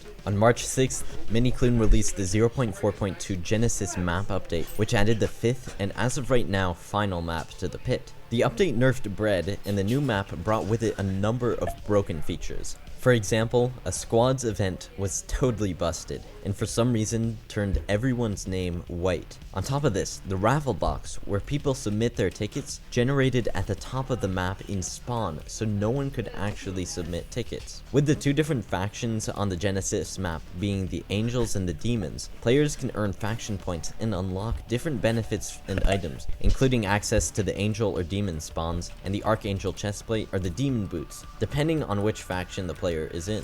The Archangel chestplate is a 12 life diamond chestplate with 10% damage reduction, and the Demon boots counter Dark Pants, meaning with Demon boots players can use their mystics against players in Dark Pants.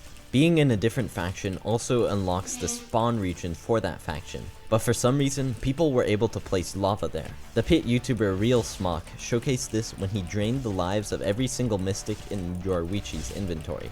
Eventually, most people caught wind of this and no one really used the faction spawns. Even beyond the lava though, there was also an area in the main spawn where PvP was enabled. A number of people set their bots to go there and farmed them with TNT. Around this time is when botting really became mainstream on Pit, and everyone with a mildly beefy PC and a license to OQ Minebot was bringing in dozens of their laggy cousins to farm endlessly. Some people went so far as to drop their bots in public lobbies. As all this was happening, the Crit Rich Wolfpack exploit was operating in full swing, and robbery wasn't the only event that could be cheesed with it. In a rage pit, Major Event recorded himself getting 18,000 damage with a single wolf, and a gender hit the unequivocal rage pit world record of 124,000 damage using 9 wolves. Several people, including Ochill, Major Event, and I, were invited to Conclave in preparation for the 1.0 update that was soon being released. Miniclune opened the test server, and Major Event loaded his account with a whole bunch of valuable tier 2s that he was intending to duplicate and enchant to tier 3. Unfortunately for Major Event, Miniclune patched the double login test server dupe after Taco Cat accidentally duped 100 renown. After finding out he wouldn't be able to dupe the items, Major instead uploaded a video doing the lava dupe.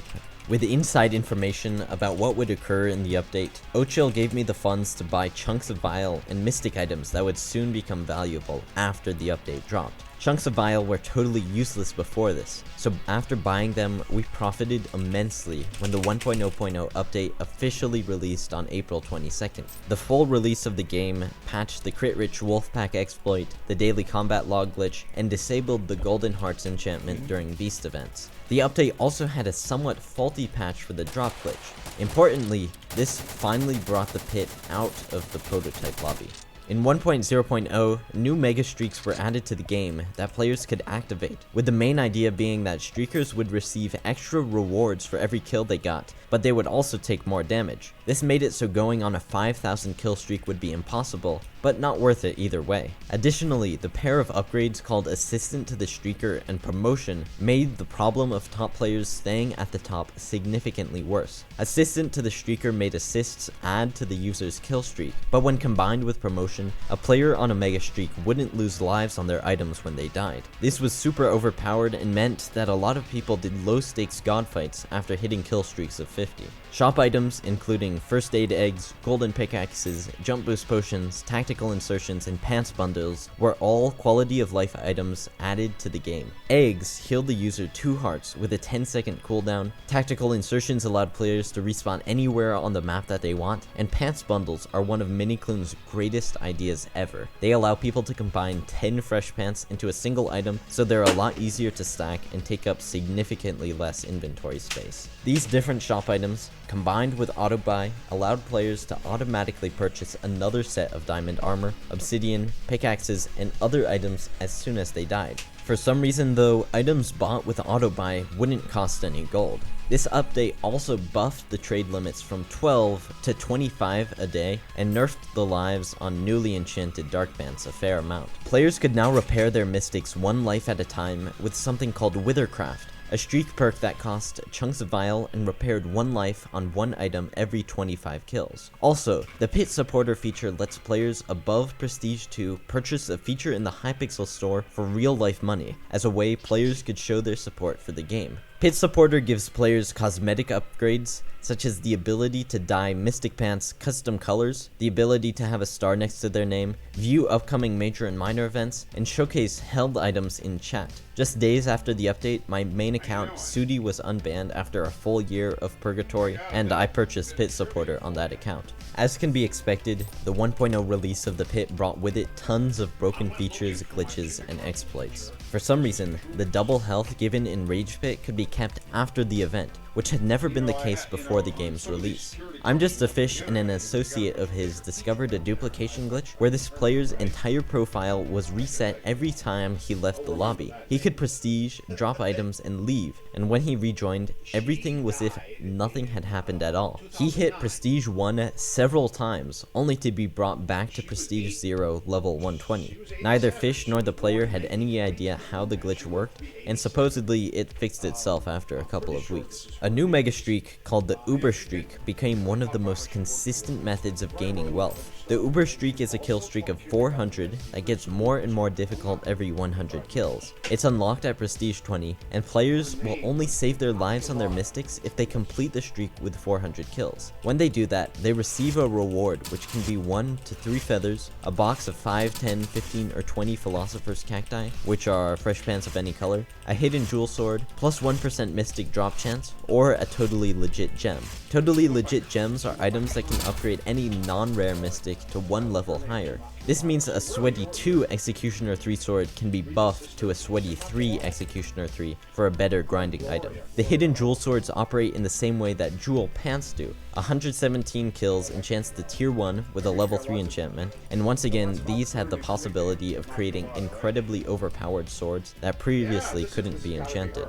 What's fascinating is there was actually a method to create hidden jewels with any enchant that a player wants. This was found when someone was boosting hidden jewels with lava in the demon spawn and got the same enchantment every single time.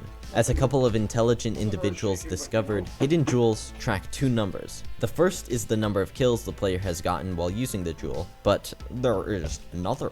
The second tracker counts how many times the user's streak has been reset from going to spawn or switching lobbies. If that secret streak reset counter had a number between 1 and 10 when the jewel hit 117 kills, then the enchantment the player got was random. If it was between 50 and 60, the enchant was rare. If it was exactly 64, the jewel would become critically funky 3, and after 120, this counter would reset back to 0. HX Pulsefire tested this out when he learned that rare enchantments occur when the counter is between 50 and 60. With 3 different jewels, he got 3 rares. When jewel swords were added in the 1.0 update, this mostly unknown feature was changed. While hidden jewel swords brought the possibility to create legitimately overpowered swords, what was more OP were the glitches that could be performed with gems. Every time an item is gemmed, it has a gem tag. For the purposes of keeping the game balanced, items can only be gemmed once. However, Skunker was the first person to realize that gem tags could be removed if the item the player had lost lives. Skunker upgraded his Billionaire 3 Lifesteal Punisher Sword to Lifesteal 3, which is an incredibly good healing item. This made it possible to gem items as long as the total number of enchant tokens remained below 8.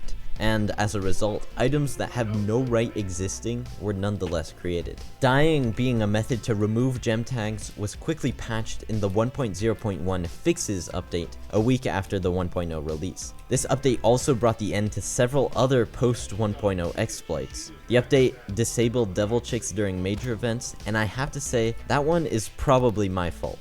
A player named Letha Lemon bought a duped Devil Chicks 3 volley bow from Kaguru and used it along with Blob 3 to win nearly every single major event and earn tens of thousands of gold every time. He did this so he could snipe auctions, but also earn gold by auto-clicking in the giant cake events, which brought him between 50 and 100,000 gold per cake. Anyway, the reason I say that Devil Chicks getting disabled in major events is my fault is because I asked Letha to record his exploding chicken activities for me, which I turned into a Pitfall video. If it wasn't for that, I'm not sure that Minikloon would have disabled Devil Chicks during major events. Apart from that though, this update also made it so that a long-standing Electrolytes feature wouldn't work. By taking Electrolytes 3 pants, landing 2 bow shots with faster than their shadow 3, and then killing a bunch of people, it was not difficult to get unlimited speed 4. This was patched, but Major Event showcased himself using a gem to create the very first Mega Longbow Sprint Drain 3 bow. Sprint Drain 3 gives a couple of seconds of speed 2 every time an arrow is shot, but it wasn't possible to have Sprint Drain 3 in combination with Mega Longbow before gems. Soon, Mega Drain 3s became imperative for any Godset user. On May 8th, Kalu completed an Uber streak with my pair of Crit Funky 3 Pit Blob 3 pants. In combination with assistant to the streaker, Kalu finished the Uber much faster than any other strategy, and this method of using Blob to get assists caught on. That is, for legit, or mostly legit players. Other people simply botted for Ubers, usually using TNT. 3 days later, Minor Event became the first maxed out player at Prestige 35, unlocking the Aqua brackets, and a lot of his success has to be credited to Ochil or Fishdoop. On that cheating account, Ochil built Minor's obsidian rings, protected him from hunters, and killed other people trying to streak in Minor's lobbies. Many other people have since copied this method of having a helper while on kill streaks to build rings, and even today, that practice is referred to as fishdooping. After Martyrdom was patched, Mathematics and I abused another exploit to kill players in spawn. I dug down a couple blocks to where I could be hit, and then Math jumped down using a pole bow and shot me. This brought AFK people standing by the edge down with us. Right around this time, a player named Iced7EQ discovered one of the most monumental exploits in the history of this game mode. The new Prestige 7 shop item, Tactical Insertion, allows people to respawn anywhere they want in the map immediately after dying. When this was combined with auto buy, which didn't take away any gold, this meant that people could set up their ults with tactical insertions to be farmed endlessly. This was incredibly powerful. Only Skeleton used tac boosting to become the second person to hit max level, and tons of other players used the exploit to farm Uber streaks. Although dying with gemmed items wouldn't remove the tag, the pit cops found out that the tag would be removed if the item's lives were repaired with Withercraft. In combination with the near infinite Uber streaks with attack boosting and double gemming, the Pit Cops, the Destroy group, and a number of other people became significantly more stacked than they were before. While the cops were attack boosting, Krichun defended them while abusing a Trash Panda perk swap exploit that gave him unlimited healing and invincibility. Krichun also abused another variant on the infinite G-Heads glitch to reach invincibility and 1v6 the Huntsman. These weren't the only exploits the cops used though. After I saw a player take 0 damage while blocking his sword, I thought back to the Bruiser 3 Peroxide 1 exploit from 2018. I tested it and sure enough, Peroxide 1 was back.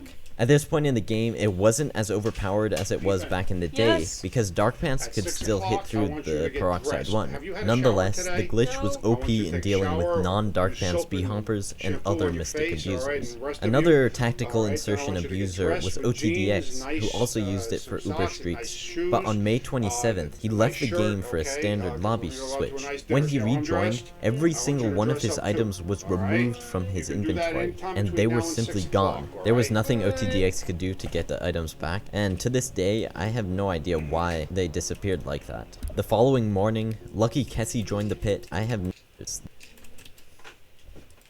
it's the cops used though. After I saw a player take 0 damage while blocking his sword, I thought back to the Bruiser 3 Peroxide 1 exploit from 2018. I tested it and sure enough, Peroxide 1 was back. At this point in the game, it wasn't as overpowered as it was back in the day, because Dark Pants could still hit through the Peroxide 1. Nonetheless, the glitch was OP in dealing with non-Dark Pants B-Hoppers and other Mystic abusers. Another tactical insertion abuser was OTDX, who also used it for Uber streaks, but on May 27th, he left the game for a standard lobby switch. When he rejoined, every single one of his items was removed from his inventory, and they were simply gone. There was nothing OTDX could do to get the items back, and to this day, I have no idea why they disappeared like that. The following morning, Lucky Kessie joined the pit, patched attack boosting, and banned a bunch of people including Sado, Lethal Lemon, and Godhack for abusing it. Tons of abusers reached insurmountable levels of wealth in the couple of weeks while the glitch was active, and only a few people were actually banned.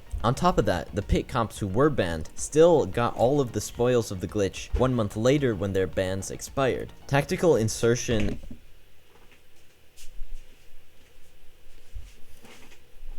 and the Pit Panda Mystic Search are the two events that most changed the pit's wealth imbalance. While previously only a handful of people had unkillable god sets, this series of events increased that number to the dozens. The massive wealth generation from tactical insertions also corresponded with the blossoming IRL market. The pit's illegal marketplace had been growing since the Dark Pants update and exploded with players like 2Godly dropping thousands of dollars on the game. By now, some items like Billionaire Lifesteals were regularly bought and sold for hundreds or even thousands of dollars. This increase in wealth also meant an increase in greed. Scammers were always part of the game, but this era changed things. The pit now saw thousands of dollars of items being scammed every week. For instance, Dell lended Healthy Diets and Master Center a pair of Max Gold pants. Diets and Master Center scammed Dell and then got wiped with those pants. Even crazier than that, Only Skeleton stole Nils' entire account on June 6th. Nils shared his account with Skeleton for him to boost, and Skeleton stole everything when Nils accidentally broke Skeleton's Shark 3 Perun 2 Gamble 1. While on Nils' account, Skeleton also went on every single server and hacked to get Nils banned. Salt in the wound. By now, it was clear that the ill-gotten gains from tack boosting and double gemming were in the game to stay. When Lucky Kessie joined the pit to patch the tack exploit, her fix only applied to that, not the glitches that surrounded it. For instance, Krichun's perk swap god mode glitch was streamlined by a couple of coders, and they became insane B-hoppers with what looked like creative mode on Hypixel. The perk swapping disabled Watchdog, meaning these hoppers could fly around, use infinite kill aura, and any other hacks without getting banned. On June 24th, Heresy was silently moved to Prestige 6. there were no patch notes for this change, so people realized when B-hoppers who wanted to start dark hopping at Prestige 2 weren't able to do so. However, this change didn't apply retroactively, meaning any Prestige 2 dark hopper accounts already in the game could keep using Heresy as long as they didn't get banned. Nevertheless, Prestige 6 takes a lot longer to reach than Prestige 2, so a new market emerged of accounts botted to Prestige 6 and then sold to hopper groups. Just days after this change went into effect, OTDX challenged himself to see how fast he could get Prestige 35 using the best items in the game with the fastest strategy. On June 29th, he started the account OliverTron DX, and it took him just over a week to get 30 prestiges. Because of the XP scaling, it took him another 2 weeks to get to Prestige 35, the fastest that anyone has gotten Pres 35 legit. If things got dangerous, OTDX would shoot someone with an arrow and then log out. For some reason, this wouldn't take lives away from his items, even though he was in combat. He, the Huntsman, and a couple of other people abused this glitch to save lives before it got leaked to the broader community. As I mentioned previously, this era saw a large increase in the number of massive item scams, sometimes of entire accounts. That was the case when Night Loot stole everything on Victor's account, worth several $1,000s. A big factor driving these scams are the insane prices that pit items go for on the IRL market. Some of those prices are so high because of high value buyers, people who move cash in far greater quantities than anyone else. The pit's largest money mover, Rezi, began to play on the account 6474 around this time, and he bought tens of thousands of dollars of pit items using the millions he earned from cryptocurrency. Immediately, Rezi made a huge splash on the market, buying and selling high value items like they were nothing. To demonstrate how things work, let's say I have a Billionaire 3 sword worth around $2,000. If Rezi wanted to buy it, we would negotiate a price, and then one of us would agree to go first. It would probably be me, because generally the people who are paying IRL usually go second. If I didn't trust Rezi, I would probably give the sword to a middleman, and then Rezi would send the money via PayPal or cryptocurrency. The middleman would then give the sword to Rezi, and everyone would be happy. However, that describes the ideal situation, but things have the tendency to be a bit more complicated. To begin, if Rezi sent the money first, I could simply refuse to give him the sword. If I gave the sword to a trusted middleman, who's to say he won't forsake his reputation for $2,000 profit? This has happened a number of times, where trusted middlemen ran off with thousands of dollars of items. All this IRL trading is strictly against Hypixel's rules, but when have Hypixel rules stopped pit players from doing anything to get ahead? With all these potential avenues for scams, the only guaranteed way to trade without getting burnt is with the trade menu. That has big limitations. For one thing, each player only has 8 slots, so if a trade has a lot of items, good luck. Secondly, you could totally get scammed. Imagine this, you join the pit to trade your Shark 3 Executioner 3 for half a stack of feathers. The guy you're trading with puts the feathers into his side of the trade menu, and you put your sword in as well. After 3 seconds, both of you hit OK, and boom, the trade finishes. Your sword disappears, but the feathers aren't in your inventory either. What happened? On August 24th, the Brazil group went around scamming as many people as possible with this trade menu exploit. By putting items into the menu, adding 0 gold, they could take items out of their side of the menu without the other player noticing. It would still look like an item was on that side, however it was a total ghost. All this for block game items. Playing the pit can cause anxiety. If you're kill streaking, hackers, hunters, and potential threats can drop down at any time. Little buddy. To counter this, dropping created a cheater detection mod, which alerts the user every time people on a specific list join their lobby. If the user wanted to add a name to the list, that was super easy. Thus, anyone using the mod had a clear view of all the threats who were in or joined their lobby. This was the first of a number of mods in the pit community created to detect cheaters. Later on, these mods were upgraded to alert if anyone in the lobby was wearing dark pants. With all the benefits, though, to detecting threats in the game, there was still massive risk that the mod itself was the threat. Whenever installing a mod from another player, there's a chance it's laced with malicious code. On the 1st of October, that's exactly what happened when Ek, also known as Pelican, installed a modification which gave the botter RageBit the login information to Pelican's main and alt accounts. When Pelican logged off for the night, RageBit silently joined, transferred Pelican